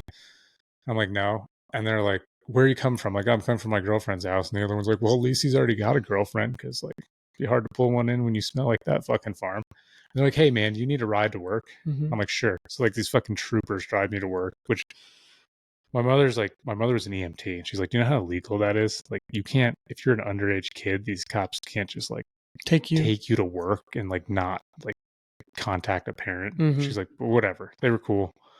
Then I get up there and this guy's there, and this guy's a dick. So it's like 6:00 now. I'm supposed to be there at like 4, because by the time the cops have showed up, everything else. Yeah. And then he's like, I come in and he's like, where the fuck have you been? I'm like, oh, sorry, man. I rolled my truck on my way here this morning. He's like, well, maybe if you weren't out all night fucking partying and you just stayed home, you wouldn't have that problem. I'm like, yeah. Like, you know, fucking, you know. He's like, well, get out in the fucking barn and get to work. Yeah. I'm like, all right. And I like go out in the barn and I'm like sitting out there and I'm like, this guy's a fucking dick. And I'm like, you know what? I'm like, this is never gonna fucking change. Like this is how this guy's been. Because you're mad at him. You're mad at yourself. I'm like, this is how this guy's been since I got here. Like, this guy's never gonna change. Like, this place sucks. And then like walk back into the milk parlor. I'm like, hey Ken. And he's like, yeah. I was like, I'm done. He's like, what do you mean you're done? I was like, I mean, I fucking quit. He's like, thanks for the heads up. I'm like, go fuck yourself. And I like walked, but I was like shitting my pants. Yeah. It's like, I like just walk out. Like, you're like prepared for a fight, probably. Yeah, dude, I don't know. Like I said, this is like the first serious job I've had, and I'm like shitting my pants. And it's like, call my buddy Brendan. I'm like, hey Brendan, what are you doing? He's like, oh man. I'm like, oh, look, I fucking rolled my truck and don't have a truck and I just quit. So I need to get So all you my like just started walking off the farm. to the house that I had, which is like on the farm, but like it's a little walk down the road. I'm like, dude, can you like come with your truck? So I gotta like get my shit out of this house because I quit. Yeah. So like he fucking came and we like loaded all my shit into his truck and then I was fucking out of there. So funny. So dumb. It was funny because you quit before you figured all that out. I know. You Because should have figured that out and said, "Hey, I'm going to quit in an hour," right? And Yeah, then yeah. by the time then he gets there, and then whatever. Otherwise, because you would have been fucked if he didn't answer the phone or whatever. Yeah, like, well, what logic do you have? You Like, don't think about do you know how that much when you're a kid. adrenaline I had going through me? I Yeah. like rolled my truck. Oh and, yeah. You're all fired up. Yeah. And then Donnie's like, you can stay with us. Like, you can do whatever you want. Like, her dad, like, he was fucking, they were very cool. Yeah. Anyway, so yeah, I rolled my truck and like now I really, really try and like take it very serious when I get tired. Just fucking pull over. It doesn't matter. Like even just take a 30-minute Yeah, nap. it doesn't matter. Like, wherever you're, like, it's fucking dangerous, man. Mm-hmm. But for sure. I don't know, like within the last month, I didn't make it back to my house. I stopped once at the edge of the canyon and then again at the jump and fucking slept in my truck because I was fucking like fuck this. I need like Just pull over and take a nap. yeah, and it's like terrible and you're like fucking waking up the whole time, but it's so much better than waking up upside down in a field. Mm-hmm. Maybe I should think about doing that with some of these vehicles I'm having a hard time getting rid of. Because flip them. I'm just kidding. Yeah. Anyway, so that was when I broke up with that chick, which was really hard to break up with because I was like, I mean, there was one chick I dated for like 9 months before that, but this chick was really hard to break up with because I was like close with her friend, with her family, and I just like wasn't into her anymore, and like, but I was like more sad that I was like breaking up with her family. Mm-hmm. Yeah. And then after that was when I remember that was when I was like, fuck, like just kind of shook up from the whole experience, and that was when I like talked to Katie. I was like, hey, let me come check out Montana. Yeah. So then I came out here. And then like since then I wanted to move here. Mm-hmm. Then at some point my mother like bought cows again. She's like, oh, I'm gonna like do this thing selling raw milk. Mm-hmm. She was doing that. She just bought a handful of cows. Yeah, she had a smaller herd then, like not as big of a herd. And the idea was kind of like what is like now caught on and become a big thing is like sell local produce yourself. Mm-hmm. So she had kind of set up this market for like farm to table milk. And at one point, I don't know when she like if she had a full herd and then downsized, it just kind of like went back and forth. Things were like fluctuating a lot. Mm-hmm. I started dating a gal that we kind of grew up with. She was good friends with Becky, my sister. Her and her sister were, and like just knew them like they were at the county fair since we were kids. And she, she wanted to farm. So like she was going into school in Wyoming. We started dating before she was like finishing up high school. I was out of high school. And then she started going to school in Wyoming. So I'd come like a handful of times I'd been out there at Laramie to visit her. We kept dating, which was like, I say it was dumb because like it was like long distance and we're like high school, college age, but I fucking lived in a town like in the middle of nowhere where the pickings are slim. So like, yeah, whatever. Figuring it out. That went on. I'm doing stuff at the farm. I've started this hay business. So now I'm selling hay. For whatever reason, I want to sell hay. It's like I'm selling the excess hay that we're making on the farm. And then I realized like, oh, we only have a small bit of hay that we can like get rid of on the farm. We need most of it for the cows. Yep. So my buddy Brendan works for this other hay company, and what they do is they buy all their hay and then resell it. Mm-hmm. They barely even make any. So then I started realizing like you can start flipping hay for good money. Like you can find deals from old farmers and then sell them to rich horse farmers. Mm-hmm. And you can be like doubling, if not tripling, what you're selling hay for. And you don't make any. No, yeah, like some people can do that. Like I'm still making some. Yeah. Because I'm essentially doing all the crops on the farm at this point. Like doing stuff at our family's farm again. I don't know like what. I feel like the relationship with me and my mother was like rocky. So I'd be like, oh, we're not she's like, I'm gonna sell the cows. Like, oh, I'm leaving. And then she's like, oh, can you like do the crops? I don't know how we like, I don't know. None of this was like structured. This was just like dysfunctional family. Mm-hmm. Like, and So anyway, I'm doing the hay. I started like making pretty good money selling the hay because I'm like, man, I'm buying all these, like, I'm buying 300 bales of hay for $2 a bale and selling them for 7. I'm like, I just made like $1,500. Like, Mm-hmm. this is sick. Doing that for a while. At some point, um, she's like, she started dating this guy Kevin, who she's still dating. And I think she's kind of less interested in the farm, Mm-hmm. or more preoccupied with Was him. Kevin up there in that northern part of the state, or how'd they meet? I don't know how they met. They met on like some sort of some sort of Okay. platform. He had a house like not that like, I want to say 45 minutes to an hour from the farm, but he worked down in the city. And so I'd started doing a bunch more on the farm then. I'm milking the cows. Then Patricia, the gal I'm dating, she's helping out on the farm now. She's done with school. And we're essentially kind of running everything at the farm. But this is a weird situation where this hasn't all been like established, but it's just sort of going on. Mm-hmm. And it's going on for a while, but I'm like really resistant to this whole like selling raw milk and our farm becoming now a retail store because Mm-hmm. there's people all over the place and it's just like a disaster, and it just like continued for me and my mother to butt our heads. Mm-hmm. So for whatever reason, me and my mother have a pretty bad falling out.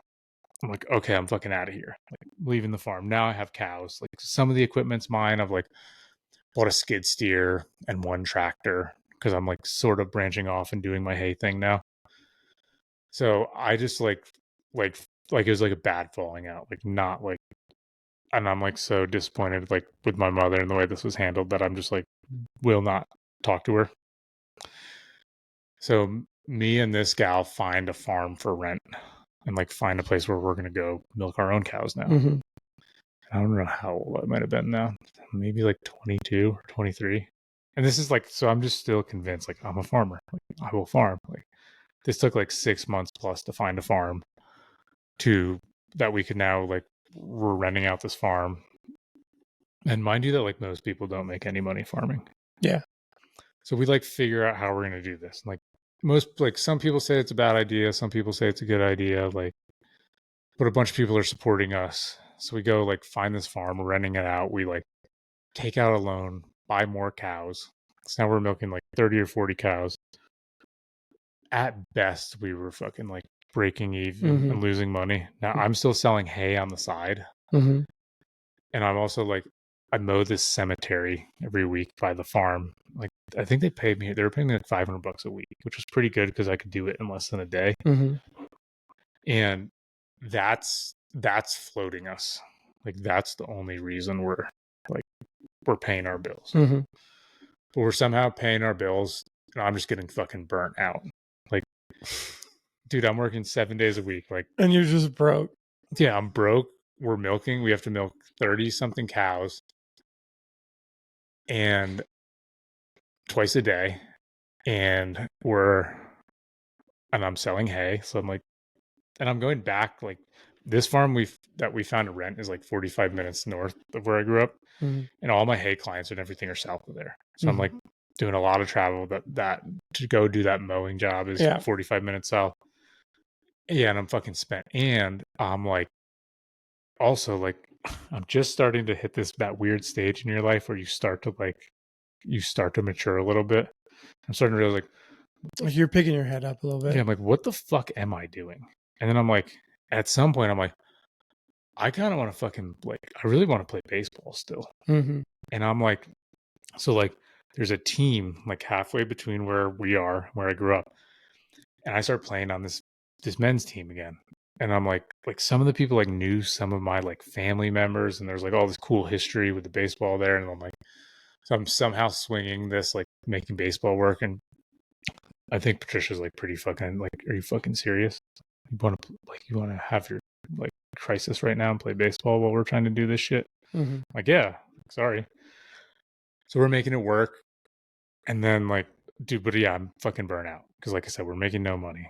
I'm working like 7 days a week. Like, I haven't had a day off like now in like a year plus 2 years. Cause there's no way to have a day off. Right. You have to.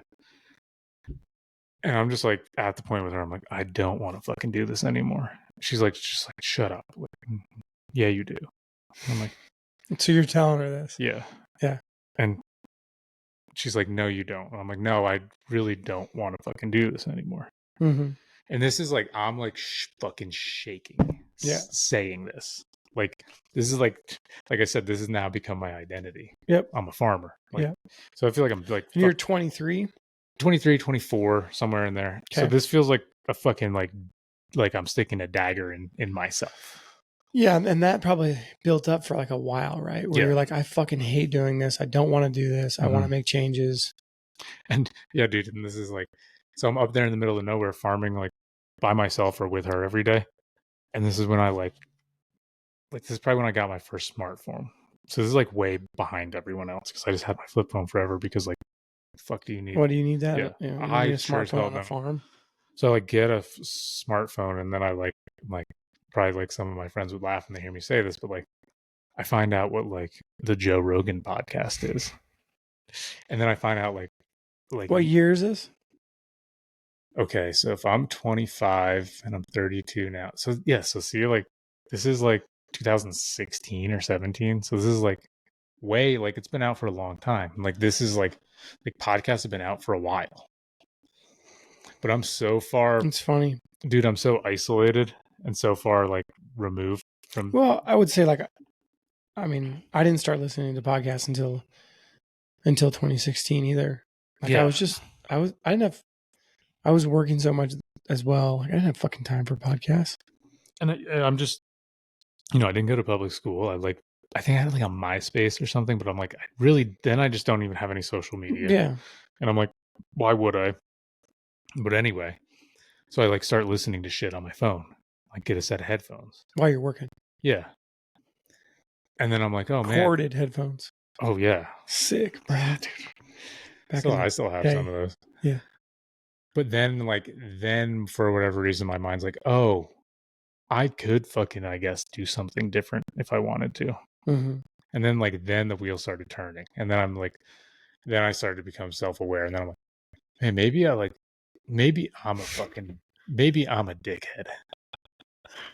I Right? can only imagine. And then you're like all day long, you're thinking like, I got to get rid of this girl. Look, I got to get rid of this girl.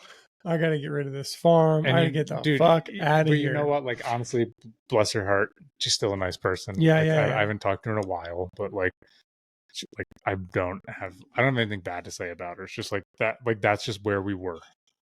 And I'm just saying that, like, I kind of have an idea of what your brain how your brain works. Sure. And so like you listen to one podcast and you're like, that's it. Fucking shut it down. Fucking no, you're right, it's over. And then for like the next 14 days, you're just like killing yourself. Like, fuck. No, you're right, because I'm very impulsive. So you're very right. Yeah. So everything for the next, like, whatever, I'm just making up a timeline. 2 weeks is just like, fuck. But yeah, so this is like a really slow progression though, because this is like I'm realizing like, man, maybe I'm a fucking dick. Like maybe I'm not talking. Probably kind of were. Like, right? yeah, oh yeah, from like what people have told me, and like I don't even like the way you're so upset at your situation. You probably were a fucking dick. Yeah, and like the only thing I've realized in a lot of like introspection and therapy and all of the above is that like I had a lot of resentment for like what I went through as a kid, and I held that against my mother and people because it was a situation I didn't understand. Mm-hmm. Like a kid that loses a parent that young, is like first I'm upset and then I'm angry, and like anger. And then you took on way more responsibility than a child should have to. Yeah, and like, you know, that's what my aunt said to me, my father's sister. She's like, you know, we always felt so bad for you as a kid because you were born after Riley passed away, and then you had like such a big role to fill. And I don't remember thinking that when I was a kid, but I probably kind of felt that. Yeah. So then anyway, I'm thinking man, maybe I was a fucking like a dick to my mother, and maybe she was doing the best she could, and maybe like I was taking out all my anger on her for a situation I didn't understand. So after like, I'm like slowly starting to get okay with the fact that like I think I'm gonna like get the fuck out of this farming. And this is a slow progression. This isn't, even though I'm impulsive and I would have done it the next day if I could. There's a lot of moving pieces involved. But luckily I did go like talk to my mother. I hadn't talked to her for 2 years. I like go like visit her on Mother's Day and like bring her a hanging basket of flowers and be like, hey mom, like just want to say I love you. And then like since then we've slowly like But I still hate you. but I'm fucking pissed.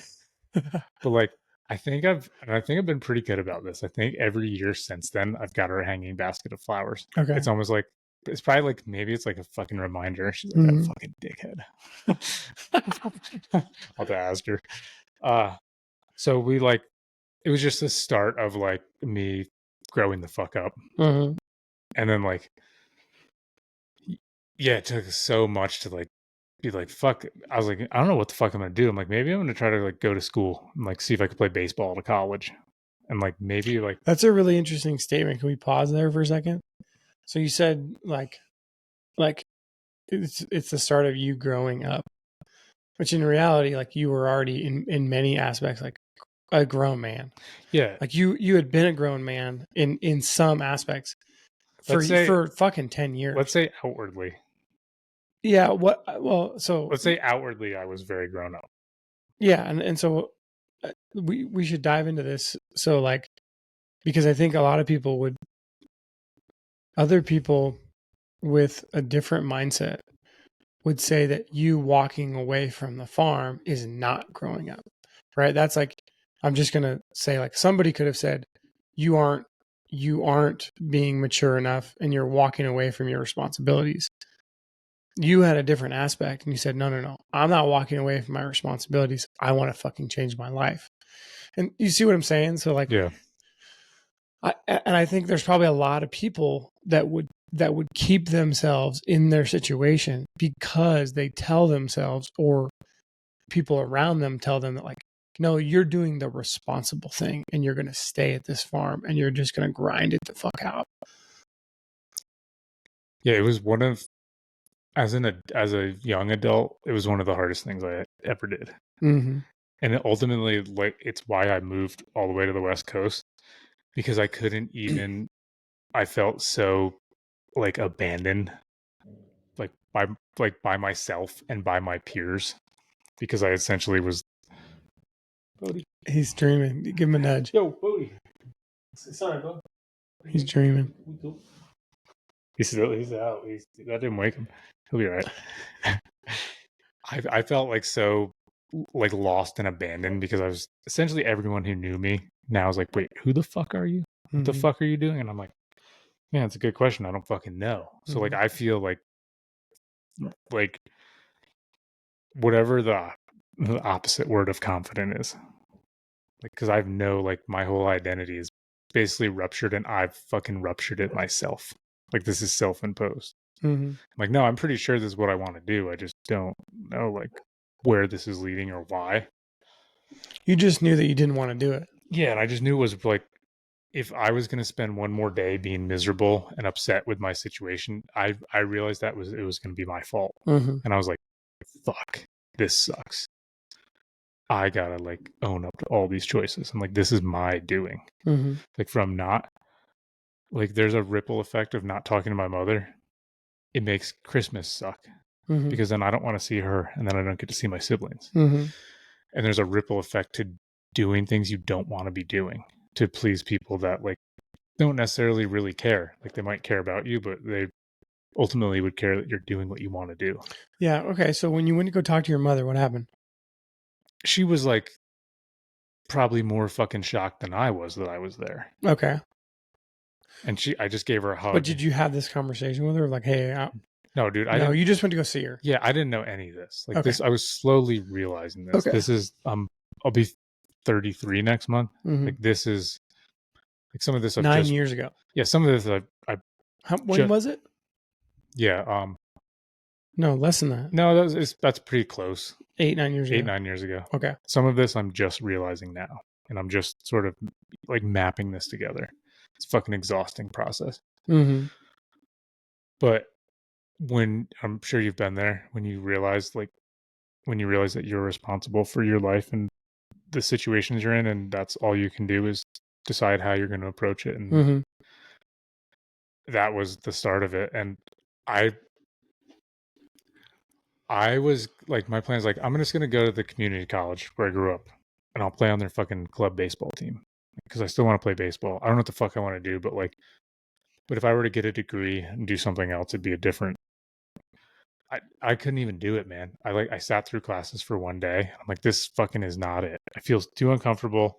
I'm like still in the same town I grew up in. Like this fucking like this isn't gonna work because I'm gonna fall back. I'm gonna get sucked back Yep. in.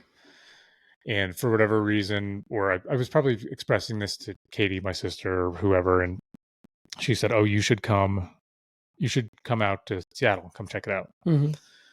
So I'm like, "Cool, yeah, I'll do that." And I'm like, Just for like a week. "Yeah." And so at this point, I've like, we've like made this like left this farm we're at. Like I've had to call this guy that owns a farm and tell him I'm leaving. He's like, dude, he was giving us such a good deal. He was giving us a house and the farm, like 100 acres for $1,000 a month. He really wanted us to succeed. Mm-hmm. He's a retired attorney. What was he? Supreme Court judge or something. Mm-hmm. Like complete, probably corrupt politician. But he's just like, he wanted the land for a tax write off, and he wanted us. He was pretty old. He would. Our lease was typed with a typewriter. This like Sick. old white man upstate New York shit. Mm-hmm. Like, and when I told him we were leaving, he said he would give us a place rent free if we would stay. Mm-hmm. And like, this fucking sucks, you know, because I'm like I want to leave, and Yeah, so you're walking away with what from what other people would say, dude, that's a great situation. Yeah, and like that's like that, which is that's like whenever you're walking away from a situation when other people are saying it's a great situation or it's like, what are you thinking? There's something to that. I mean, don't you hear me say that all the time though? Like everyone says it's a bad idea, and I'm like, Yeah. that's usually my sign I should do it. Yeah. And the weirdest thing I realized about all this in hindsight too, for what this is worth, is when I like had the big falling out with my mother and like we had to stop farming there. That was sort of my out. I could have just left, like been like, I'm done farming. It's my mother's fault. We couldn't get along. Mm-hmm. But I realized that would have been a cop out. Mm-hmm. I had to take responsibility and say, no, this is something I don't want to do. Mm-hmm.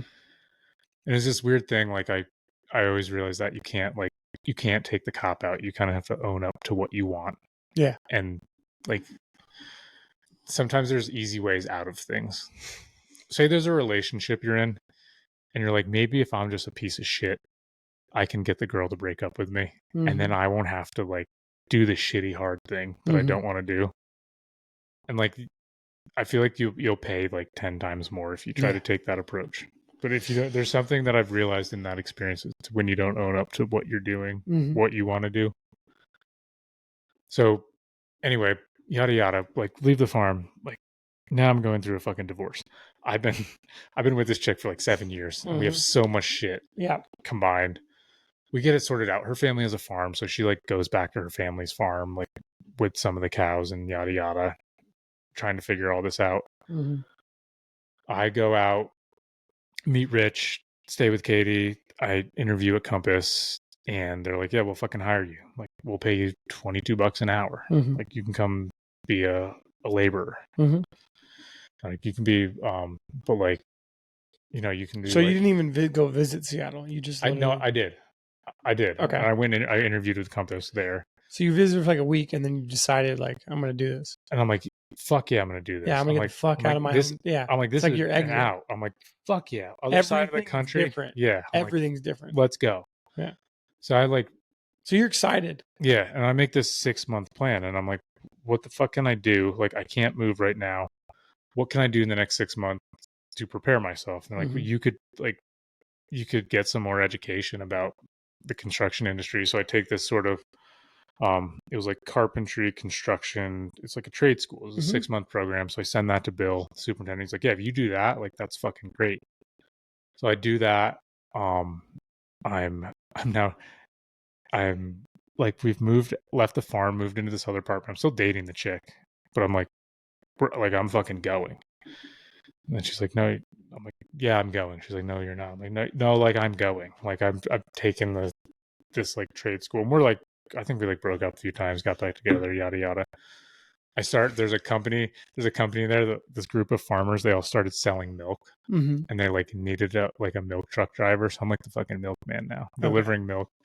Pretty fun job.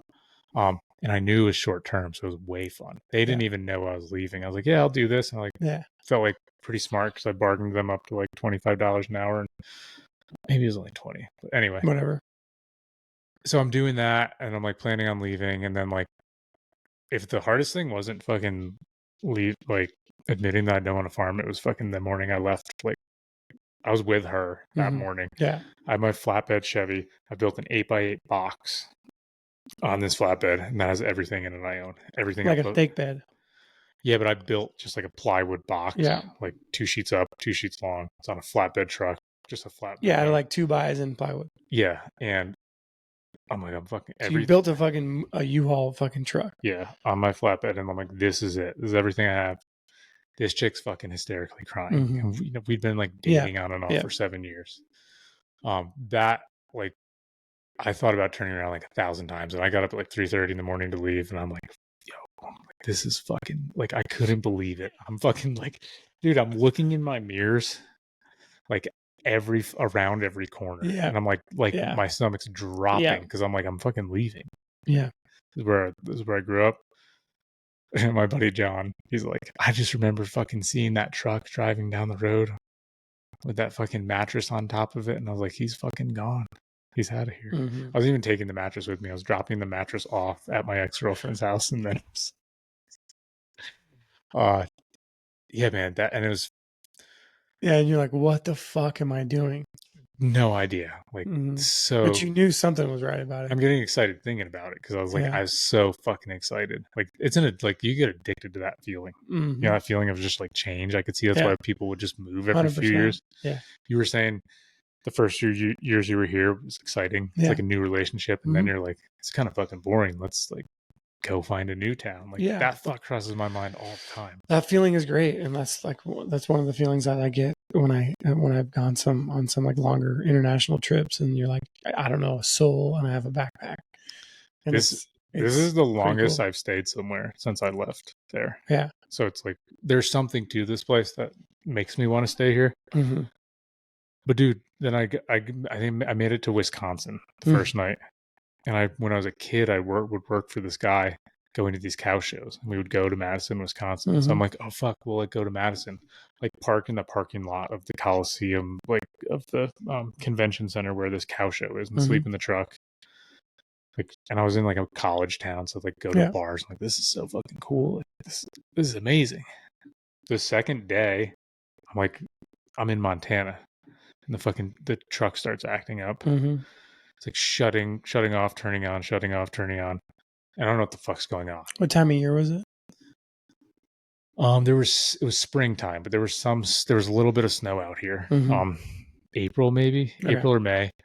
And I'm like looking at YouTube videos trying to figure out, this truck has 40,000 miles on it. It's a Duramax. It's fucking new. Yeah, it's like it's an 05. I figure out that there's it's got an issue with like sucking air into the motor. I make it a Big Timber. This guy Big Timber tries to swindle me. He's like, I'll buy this thing from you for like $5,000. I'll like sell you one of my trucks for $8,000. And you probably bought the truck for like fucking $50,000.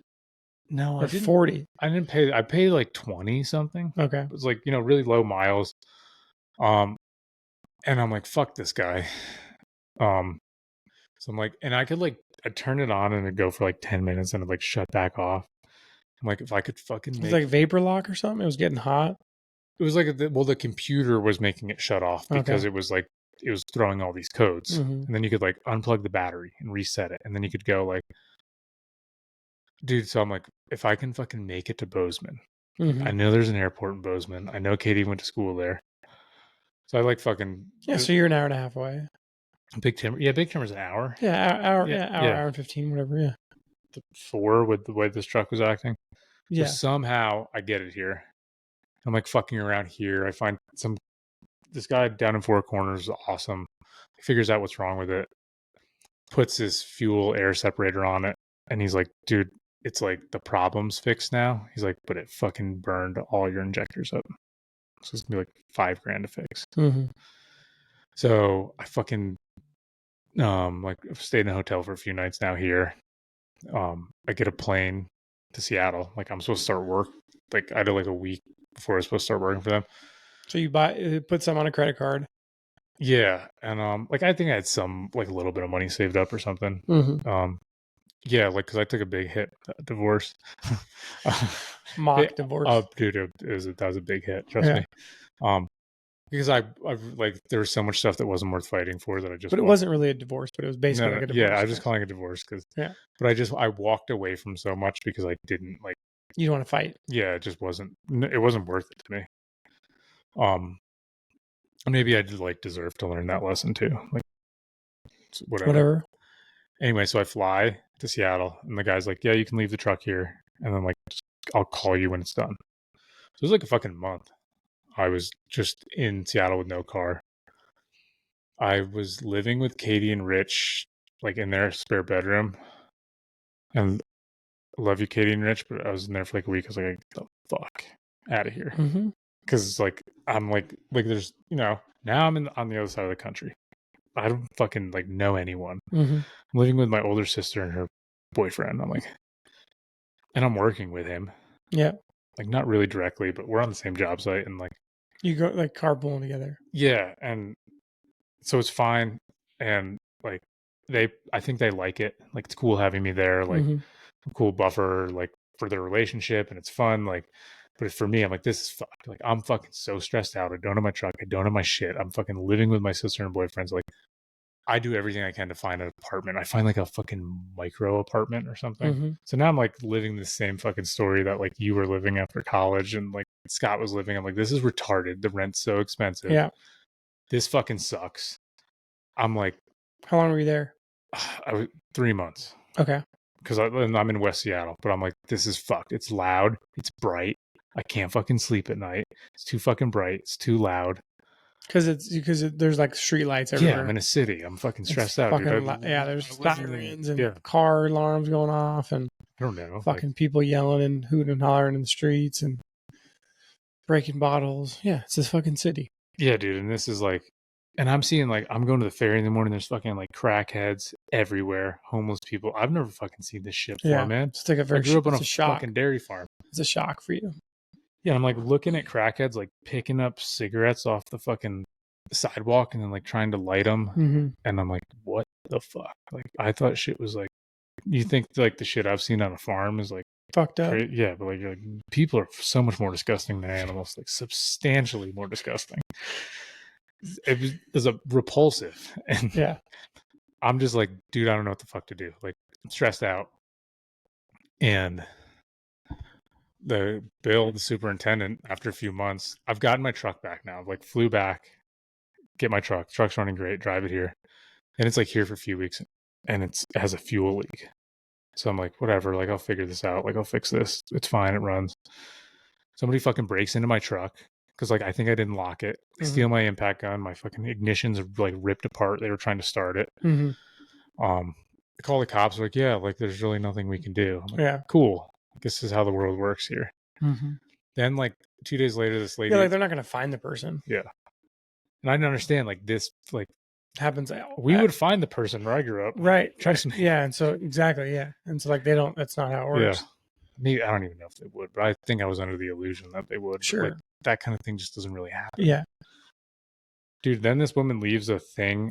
This says New York. This truck has New York agriculture license plates on. So I'm like, this is like everything's confusing about this situation. This lady like leaves a printed out passive aggressive fucking hate letter for me on the who does some woman random person on the door of the apartment building I live in about like the guy in the white truck with the New York plates who's leaking diesel fuel all over the street, and she's called the like what's it, the DP whatever, some environmental agency. And now like my stress is just fucking going through the roof because I'm like already stressed that I'm there. I'm like, I remember like sitting. You're like, why do I have this truck in the city? Like, why am I here? Like, why did I move? Like, was this dumb? Should I go back to New York? I'm like sitting there in the toolbox, like drinking a beer, looking at the fucking sky one day. I'm like, this is just fucked. Like, I don't even know what the fuck to do. Right. Bill, the superintendent, we were working on Bainbridge Island. He's like, "Hey, bud, I got a studio over here on the island. Do you want to move over here?" I was like, "Fuck yeah!" Yeah. So I got out of my lease and like moved over there. Now I'm on the island. I'm in a smaller town, and I'm like slowly starting to accept life. Let's see. Worked there for a while. Learned a lot on the construction site, as you Lay would. down. Like they let me work just directly with the framer Yeah. for a few weeks, like as we started the project, and then they essentially had me do all the pickup framing. They just kind of like keep me in the loop of everything that was going on. Like stuck me in an assistant superintendent role pretty quick. Yeah. Like got along great with the guys because of good work ethic from the farm, yada yada. Time goes by, things are going good. I'm also like, man, this is kind of gay. I'm sorry, like, let me take that back. I'll edit that out. This is kind of stupid. I didn't mean gay, Yeah. like Yeah. in that sense. This is stupid though. I'm still like stuck in this. I'm like still not sure if this is completely what I want to be doing. I'm like working for somebody else. I'm stuck on their clock. Like I feel kind of boxed in. And actually, you probably have a lot less freedom than you had in the farm. Yeah, it's weird. I'm like working less, but I feel like but you don't have control. Yeah, and it just feels weird. You don't like you're not really making. And I'm like I'm starting to learn like what it's like working for a corporation. Yeah, which you're like, what the fuck is all more this people work for this bullshit? company than lived in my entire town. Right. I don't like what the fuck is an HR department? What is like? What do you mean you can't like say certain things? Yeah. And a lot of it was good for me. Like a lot of it I needed. Great. And then Katie and Rich are getting married in Bozeman because this is where they met. They didn't even date when they went to school here, but they like love Bozeman. They're both Bobcats. And I said to them jokingly, and this is while I'm thinking, like, man, I kind of want to fucking quit. Like, I don't like, man, this is bad. I like ripped my whole life apart, uprooted it, took a 6-month construction class, came across the country. Rich got me this job. And I'm like, what? Am I just a fucking idiot now? Like, I want to fucking quit again. What the fuck is wrong with me? I must be the dumbest motherfucker. And it's like, that's how you feel. Like, you're just still. Because you're like, I'm this isn't working again. Oh, and I'll tell you the funniest thing, which is like that sometimes I forget this and then I retell this.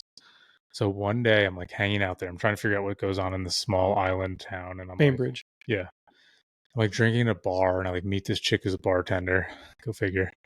Like, this is the theme. I'm gonna tell this story because I don't even know who this. Like, I don't remember this girl's name, and I'm just gonna tell you this. Like, she was like a cool chick, but I just wasn't into her. So I'm talking to her. We exchanged numbers, and then, she's like texting me a little bit. She's like, "Hey, let's hang out." I'm like, "All right." She's like, I'll come pick you up." I was like, "Cool. I already had a few beers. I'm not driving anywhere." She like comes, picks me up in this piece of shit car. And this chick's like smoking a cigarette, driving a Honda Civic. And I'm like, I'm not into this chick. Like, don't get me wrong. I grew up in the country, but I like classy country girls. This chick's like, she's just rough. And I'm like, I drank a few beers, but not enough. And she's like, let's get some food. So I get some food and hang out. She's like, let's go to the bar I work at. And then she's like, we're like sitting in the car with me. She's like, do you want to make out with me right now? I was like, no, I'm good. And then she's like, all right, whatever. And then we like, we go inside the bar and I'm sitting next to her. And she's like, are you going to fuck me tonight or what? And I was like, no, I'm not going to. She's like, what did you say? I'm like, do you need me to repeat it? I'm not going to fuck you tonight. And she's like, you got to be fucking kidding me. And she's like, turns her back to me. Yeah. And I'm like, all right. And I like see the bartender. And I like, put the fucking money on there and like walk out. Dude, and I'm sitting outside and I'm like, I need to get a fucking Uber. I'm like, I've only I kind of get out of here. Yeah, I'm like, it's like 3 miles to my place. And you don't know her well. You just met her randomly at a bar. And like, I don't need, like, anyway, just wasn't into her. This was not happening. Like, sorry, whoever you were. Like, yeah, but it wasn't happening. And there was no connection. She didn't think she was hot. No, it just wasn't happening. And so I'm like, I got to get a fucking Uber, dude. I go outside and I've only probably gotten like 2 Ubers in my life. I'm probably downloading Uber right then. Bainbridge I can't find one. And then because was there Uber on Bainbridge? No, I mean there was some like Bainbridge wraps around and connects to Bremerton. Like Okay. you can get back to Seattle via car. But it's not that easy. Somehow, like after like 30 minutes of trying, somebody comes from like a long ways away, and I'm like, I don't even know if I told the guy I would tip him extra or whatever. Mm-hmm. So I'm like, oh my god, this fucking. Where were you trying to go? Just home? Okay. Like to get the hell away from this. Like there's not really any bars. There's like not bars you could walk to there. It's a small. How far of a walk would you have been home from home? It'd been over 3 miles. It was doable. Okay. But I was Whatever. drinking. Yeah. And so I'm like, this town needs some Uber drivers. And I'm like, oh man, I should that'd be a funny experience for me. I'll start doing that on the weekends. Mm-hmm.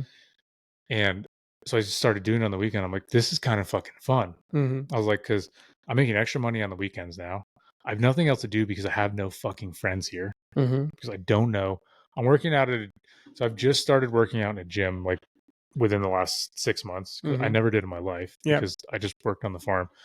Everyone that works at the gym is like 70. Mm-hmm. And I've like live on this like old person's island. But I'm like, this is fun. I'm making extra money on the weekends. I have nothing else to do anyway. I'm like finding out where places are on this island because I'm driving people there, and I'm like starting to like not really meet people, but sort of meet people. Anyway, this goes on for a while, and I'm doing this on the weekends, and then we moved to our next job. We're now like 40-minute drive from where we are. We're in Bremerton. Things are going really good on the job. I like one of the superintendent, Scott, that I was working with. I really wanted to go. I wanted to leave and go to his next job because he was just like, me and him clicked. I'm like, I'll be in so much trouble with Bill because I'm working under Bill. I'm living in Bill's house. Like, I'm like, if I start a bunch of bullshit in this company and I'm not even sure if I want to keep working here, like, I need to sort my shit out before I like start causing problems. Mm-hmm. And then Katie and Rich say they're getting married in Bozeman. I said to them, like, if I fucking go back to Bozeman again, I'm probably going to move there. Mm-hmm. And then I come to the wedding. It's fucking amazing. Like, what year is that? 2019. Okay. Yeah, 2019. So they get married here 2019. It's fucking awesome. Like everything you think it'd be. We go to like 4th of July rodeo. Like, there's beautiful chicks here. The fucking mountains. It's a perfect time of year. Everything's green. Fireworks. Like, I'm like, I'm fucking moving here. I don't care. I don't fucking care. It's like you just made the decision. Yeah, and I'm like, dude, you know what I did? I go back to Seattle. I'm like, I have to move there. I'm like, I need to think about this. I need to meditate. I went to one of those float tanks for the first time. I'm like, I'm gonna go in the float tank and I'm gonna this is all I'm gonna do. And dude, I'm like just like fucking like I need to. You're like literally just trying to figure it out. Yeah, I'm like just trying to get quiet and think, and like all I just keep hearing is like Montana like beating in my head like pulse. I'm like, I gotta fucking do it.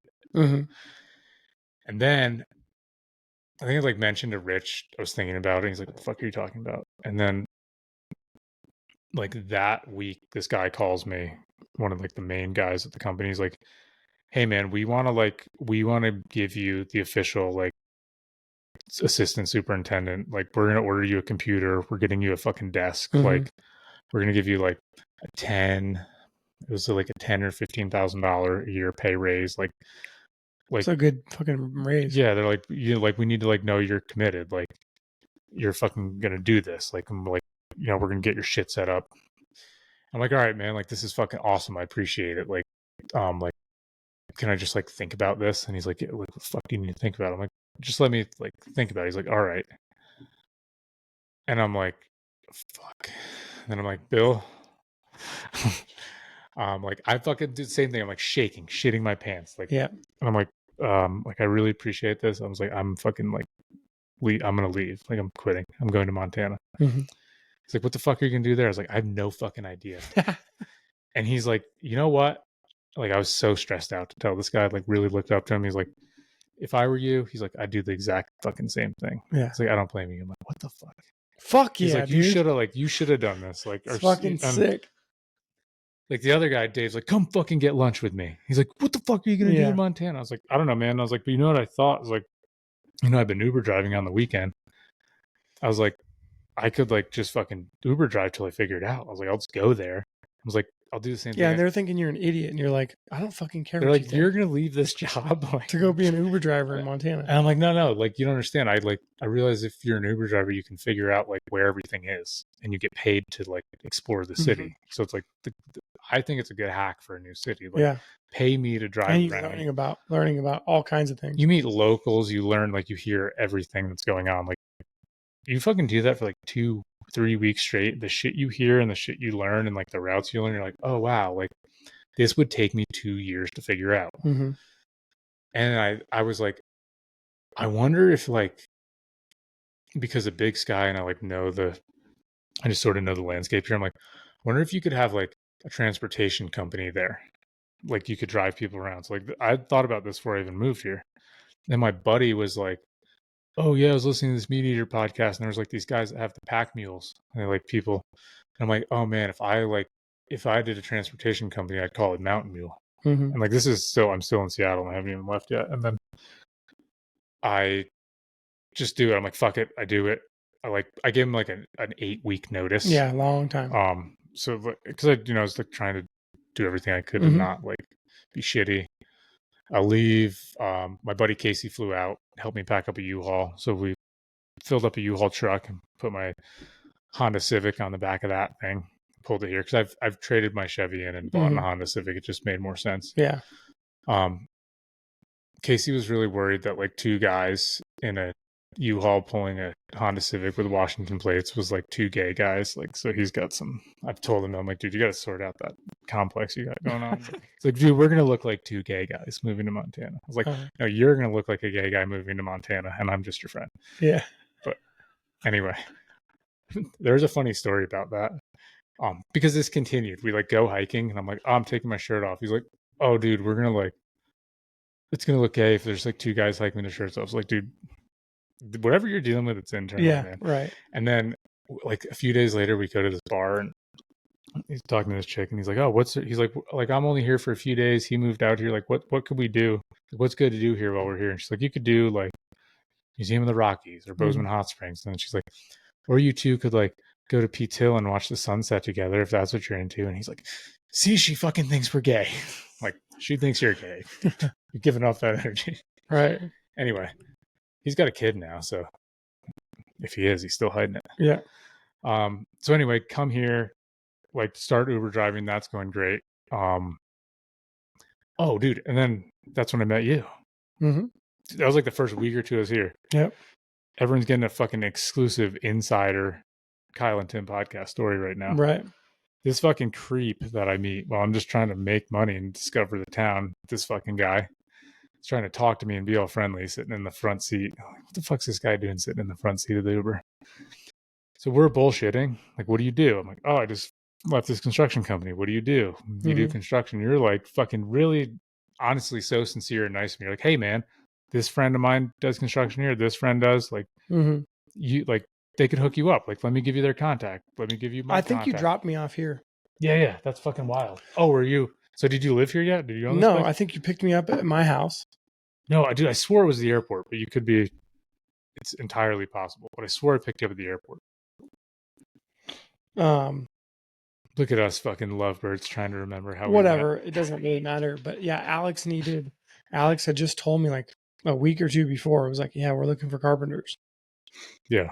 And so then you had said, oh, I was a carpenter in Seattle. I just got here. And I was like, oh, there you go, dude. Like, you can get in the door with these guys. So anyway, I'm here. But then that was things that gotten interesting. This is fucking going to drag on forever, but I'll just tell this story. My mother's like, I think I'm going to sell the farm.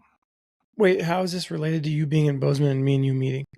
Well, that's why the irony. Oh, the timing. Okay. Yeah. So, okay. Now I'm with you. So and this was my plan. My ideas I think are pretty stupid, but I think these two were smart and I'll still stick by them.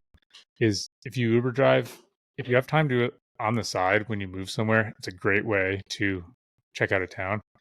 And if you can get a long-term Airbnb, a month or 2 months, I think that's a much better way to check out a new city than signing a lease, because then you can look at the apartments in person and you can just kind of vibe out the city. Yeah. And that was my thought: is don't sign a lease. Don't just jump into it. Don't jump into a new job. and don't sign a lease. Yeah. And Give yourself some time to figure it out. yeah, so I'm just like, I'm not committed, and I was fucking like living in this like lady's bedroom, like not in her bedroom, but an extra bedroom she had. um, and I'm just figuring it out. Uber driving. I know I'd like would have. I don't know. We like got a beer. It was so funny because I'm like, Yeah, I went to the tap room and watched. I was watching the Laker game, and you wanted to watch the Mets game. fuck yeah. So this is so funny because this like chick, you're gonna see a pattern here with this bartender I met. Somehow we exchanged contacts. He was cute. Yeah, she wanted to hang out. I'm not going to use any names now because we're getting too close to present times. So she wanted to hang out. I'm like, fuck, man. Dude, this was, when you have that, what do you call it? Telepathy? Yeah.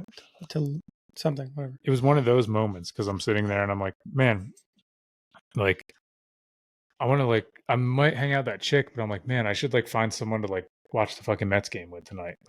Like somebody, like make a fucking friend of this Oh, town. you were thinking that? Yeah, dude. And you fucking, dude, you fucking called me right then my phone. I don't know who the fuck this is. Like, I don't know anyone here. I'm like, hello. And you're like, hey man, this is Kyle. Like, met you a few weeks ago. They're like, you were talking about the carpentry and you're like, do you ever reach out to my buddy? And I'm like, oh no, I didn't. And I'm like, I'm fucking not doing bullshit construction again. Fuck that. And you're like, hey dude, I was going to go watch a basketball game. You want to get a beer? And I'm like, bro, yeah. Anyway, went and got a beer, hung out. That chick came and hung out. Like, we shot the shit for a while. Dude, I told you, like, oh man, I started doing yoga at this place in town. Like, fucking, I'm just a dairy farmer and started doing yoga, carpenter. I'm like, and you said like, oh, I've done some yoga or something. I'm like, oh, come check out this place. It's cool. I think you came there the next morning. And was that the last time I saw you, like, before I moved, or did we hang out a few times after then, or no? I don't remember.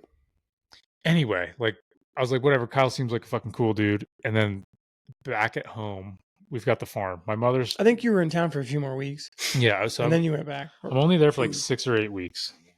No, but I'm saying you were here. Yeah, for a few more weeks. I didn't know if I'd met up with you at all. Yeah, I don't know, maybe one more time or something. My mother's back at the farm. Becky's essentially milking cows there. My mother's like, hey, I think I'm going to sell the farm. I'm like, well, like, what do you? She's like, well, like, unless you want to, like, I don't know what you're thinking or what you want to do with this place, but I think I'm going to sell it. Like, Becky kind of like needs to get out of here. Like, shit's not going good with her and her boyfriend, yada yada. And I'm like, fuck. And like, my aunt wasn't doing well. My father's sister. Like, fuck, I gotta go back there. Like, I just had this feeling, and I'm like, fuck, I gotta leave all my shit here, or I'm gonna get sucked into going back there forever. So I put all my shit in a storage unit here.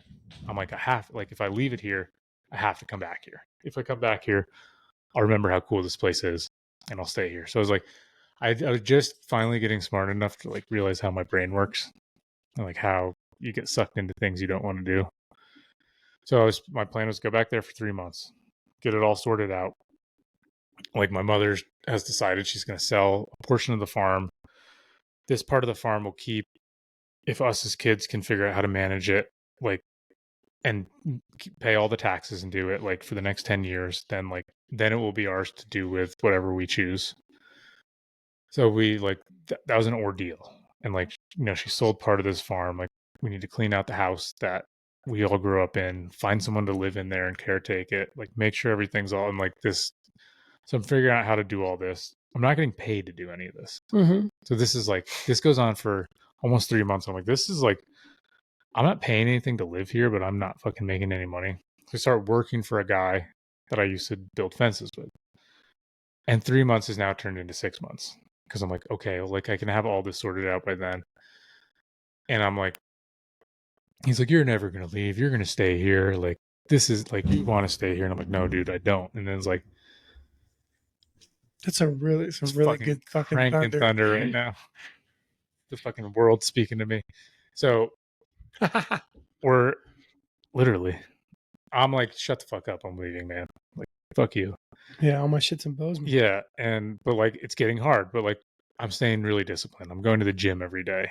Like, I'm going to this like tacky yoga place. And I'm like, I need to like keep my mind right and keep my shit centered, because I'm like, I'll get sucked back into this, and next thing I know, I'll be doing something I don't want to do again. We get it all sorted out. Like, by a miracle of God, like we figure out a way for the farm to be like my cousin Greg is going to move into the house that we grew up in, which is fucking all so ironic because he lived in the other house at the farm when we were kids, and his kids were the ones that I grew up with. Mm-hmm. Like everything's coming full circle because he's just retired from this state job that he's had. My aunt had then passed away, which sucked because she was like a grandmother and a mother to me, but it was also, I was so grateful to be back there and have like a lot of time with her, be there for my uncle. We get all that sorted out. I'm fucking coming back here, and then it's like COVID's hitting. So like I'm like we're like starting to hear about this is like March of 2020, and I like have a place lined up with this woman that I stayed with. And you had texted me like a month before. I called you once too, and I was like, and you were like, "Hey, I'm thinking about coming back." Yeah, and like we had like talked, and you're like, "Oh, dude, I like bought a house, and I'm doing this that's and right. that." Yeah, I'm like, "Oh, cool, man." And I'm like, "Man, I wonder what the fuck I'll do when I go back there." I still don't know. And anyway, so I'm like shit's starting to close with COVID. The gym is closed that I work out with. I'm like, I'm fucking out of here. And people are like, oh, they're gonna like not let you out of the state. I'm like, fuck you, they're not. Like, and I just like I bolted. Like I had everything ready. Like, dude, oh, I thought. See, I didn't know that. See, I thought like you had like you had planned. I did. So you had planned like I'm gonna leave March 20th. I did. But like I think I'm left like March 18th, but like I'm like starting to think like fuck, am I like not gonna be able to move right now? Because I'm realizing this like COVID, but nobody knows what COVID is or if it's real. Yeah, like, yeah. And this woman that I'd stayed with the fall before, we like, literally had just heard about it like 3 or 4 days before. Like if you really think about it, like it went from like it's a thing across the country or in different places of the world to all of a sudden like, oh shit, lock everything up, fucking stay inside. When I was fueling up my car driving out here, I'm putting rubber gloves on because I don't fucking know what to touch or what. Yeah. The woman that I had stayed with had said I'd kept in contact with her. Yeah, you can stay here. Where did you stay when you stopped on your drive? I just slept in my car and kind of drove through. I didn't stay. Okay. I didn't So stay you in like any stayed at a hotel hotels. or something? So you like rested in the car and then kept driving? Yeah. You did it like 2 days or something? And I had Oakley with me, my dog. Like I was fucking just as excited this time, but like I knew where I was going. I sort of knew what I was going to do. I came here and I'm supposed to stay with this woman. And then she's like, okay, yeah, like my parents, they're like elderly. They're staying with me now. That's but right. like, you'll be fine. I'm like, if I fucking kill this lady's parents, like, yeah, I'm going to feel shitty. And like, it just seemed weird. And I was like, hey, like, it just got weird. I was like, no, like, I don't think I should stay there. She's like, well, aren't you going to live here long term? And I'm like, what? Like it was. Oh yeah. Yeah. And she was like in her 40s, right? Yeah. And she had kids. She was a single mom. She was trying to get you, dude. Yeah. She was trying to fucking take you down, brother. I had gotten that vibe. And yeah, you should have fucked her. There's still time. You should call her. I wonder if I still have her number. That's a good idea. In this economy. Dude, so in this depression. So you, dude, out of the kindness of your fucking heart, like I barely know you, and you're like, dude, you can fucking stay in my place. I'm like, you let me fucking stay. Like I stayed here a few nights. I was like, I stayed in a Motel 6 for a few days because I had no fucking idea. I'm like, I don't remember that. I thought you just stayed here. No, I did for a few nights. I didn't want to reach out because I'm like, like I fucking okay, so that's what it was. Okay, yeah, like I barely. You were like, because I felt like it was your first night back in town, and I was like, yeah, you can stay with me. No, I didn't want to reach out because like I'd feel uncomfortable as anyone was. I was like, barely fucking know this dude. He seems like a nice dude, but I'm like, and COVID was going on, so it'd be so random. Yeah, in a sense, it would be random if you asked to stay at my house anyway. Yeah, and I think you offered it. I think I did because once I realized that you were fucked. Right? And I was like, this guy has no place to stay. Like, you can't stay in hotels. Nobody's going to fucking let you stay anywhere. Like, because I had just moved here. Like 5 or 6 days before. And I moved out of my entire apartment by myself. All my own furniture.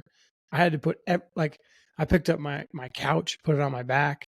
Like, all the things that you need 2 people for. And was this when COVID was kind of starting or no? This is like 5 days before you moved here. Oh, yeah. right? This is like 5 days before you called me. So, I closed on the house on like the 16th of March, Oh wow. and I moved in like on the 7th, starting on the 17th. So I started moving in the next day. Well, this is a testament to how good-hearted of a person you are. So everyone says people from California are pieces of shit. That's the only one that offered me a fucking place to stay in a shitty situation. So Yeah. Well, and I was nervous about it. I remember like before you showed up, or even like the day after, like the same day you got here, I got on a family call because we were like doing those family calls every week because like COVID was kind Yeah. of, we were like, how's everybody doing? What's going on? Like we were kind of freaking out. I was freaking out. And I remember my family's like, have you seen anybody? And I'm like, well, there's this fucking random dude. And they're like, what are you talking about? And I'm like, well, there's this guy that I met 6 months ago, and like he's from New York. And they're like, dude, that sounds so. And Like, New that's York like, is like the cesspool for COVID. and it was at the Yeah. time. And they're like, that sounds like the worst idea ever. And I was like, I basically told him to shut the fuck up. I was like, it's fine. Don't fucking worry about it. But I didn't know if it was going to be fine or not. Dude, I didn't know if you were sick. I felt as uncomfortable as you did, and that's Yeah, why. well, that's why you left. Well, Right, like 2 days later, like I think you stayed 2 nights. Yeah, and I was looking, and then I found these people at an Airbnb in Livingston. Yeah, that was in a tiny house. And it was separate, and I was like, Black Dog Farms or something. yeah, right? and they were great. And they were like, yeah, you could stay here for the month. Like, worked out some deal to just pay him cash for the month. And Yeah. it was fucking perfect because it was isolated by myself, and I was like, man, I just felt like a burden to you because like who didn't feel I think everyone felt uncomfortable then. Yet I remember like when you were like, yeah, can I stay with you? And I was like, yeah, like, I was thinking like charging you like $800 or $900 a month, right? Which was like the going rate at the time. Yeah. And then it was like, no, like you could stay for 500. And then I remember being like, and I don't remember exactly what the number was, but like, then I was like, no, you can stay for like $300. And then you're like, I'm out of here. And I'm like, dude, I just gave you a smoking fucking deal, and now you're out of here. So, but then I admit it all made sense. No, it to had me. nothing to do with the money. Yeah, right, Like- right. Yeah. Because I was gonna say like, yeah, stay here for a month or two for $300 a month or something, like something stupid.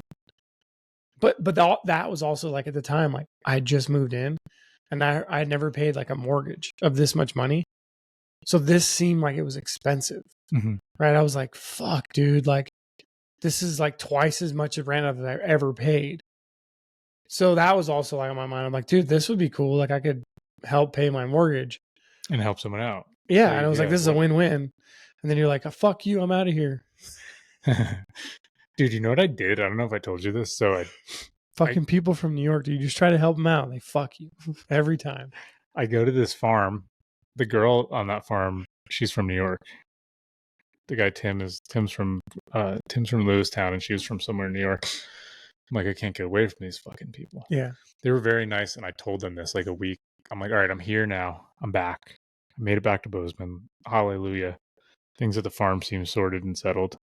Things are good with my family. Like things seem, and I'm like, what the fuck? What am I gonna do now, dude? I told them, I told Tim and Kira this. I'm like, they're gonna think I'm fucking a sociopath, but they've only known me a week, so might as well just. I said, just so you guys know, and for the next week, my phone's gonna be off. That's right. I was like, if you need anything, just come knock on the door. And I told my family, like they're gonna think like, but I didn't want them to like reach out and be like trying to get a hold of me day after day. I'm in Montana, they don't know. And I just spent that week just like no contact with anyone on my phone, nothing on my phone, just like journaling and trying to figure out what I want to do. Mm-hmm. Good for you. And that was when I was like, I'm going to start this company, and I'm going to try to find a job on a farm or something that's like something that's regular for work every week that I can count on. And that's like out of nowhere, this like job on this farm shows up, which is, I think is awesome because I'm like, I feel lost. Like I'm in a new place, but I have like some sense of comfort in this job because it's something I know. Like I'm surrounded by chaos and everything's new, but I can go to this place where I'm really competent. I do that. And then on the side, that summer, because that was when I started the company, was June 20th, 2020, I start Mountain Mule Transportation, make it a company, start driving, and like slowly start trying to build the company, and then like eventually get to where I'm making more money driving than I'm at the farm. Leave the farm. For whatever reason, that summer I decided like I'm gonna try Brazilian Jiu Jitsu. Mm-hmm. And like met that, like started there. I met so many friends now from that. Have become very competent at that. I'm now purple belt. Like I fucking knew nothing about it before. Here I am, and now I'm fucking doing carpentry again. So Mm-hmm. what the fuck is wrong with me? Yeah, the world comes full circle. Anyway, so that's my fucking that's all I got, man. I don't know if you got any other questions, but that's pretty much. Yeah. So, what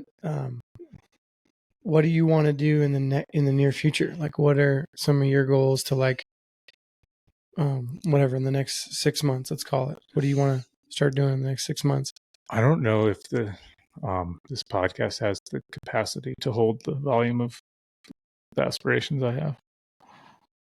What the hell does that mean? I really want to buy a place out here. Yeah. That's probably like a year goal. But to be honest, and I've talked to you about this, if the right opportunity come up, I would find some sort of way to buy some real estate and either develop something and build something, fix something up, sell it. And I just want to like substantially increase the amount of money I'm doing. And I was thinking about this a lot, like maybe today, because we decided that me and you were going to do podcasts with each other. But I was just thinking of why do I want to make a bunch more money and do this and like buy property? And part of it's for the comfort and security of owning land out here, but everything that I'm doing now, which like I skipped over a lot because when I moved here, I started mentoring a kid. And I didn't really realize why. I actually started doing it. I started doing Big Brothers in Seattle, and that like it didn't work out. The kid I was matched with, there was issues with his guardians and getting things. They kept flaking out on things. But I felt this need to do it here, and I thought of this all because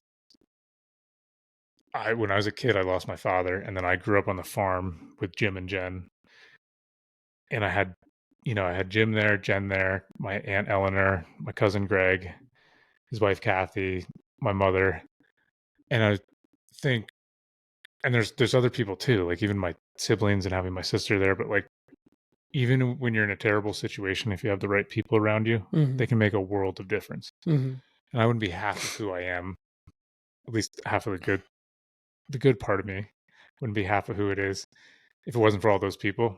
So I thought that this, like mentoring this kid means so much, because even though it seems stupid and maybe I'm not doing a lot, and I felt like that, like, man, is this pointless? Am I wasting my time? But I've started to get to know this kid over the years, and like realizing he really looks forward to me being there.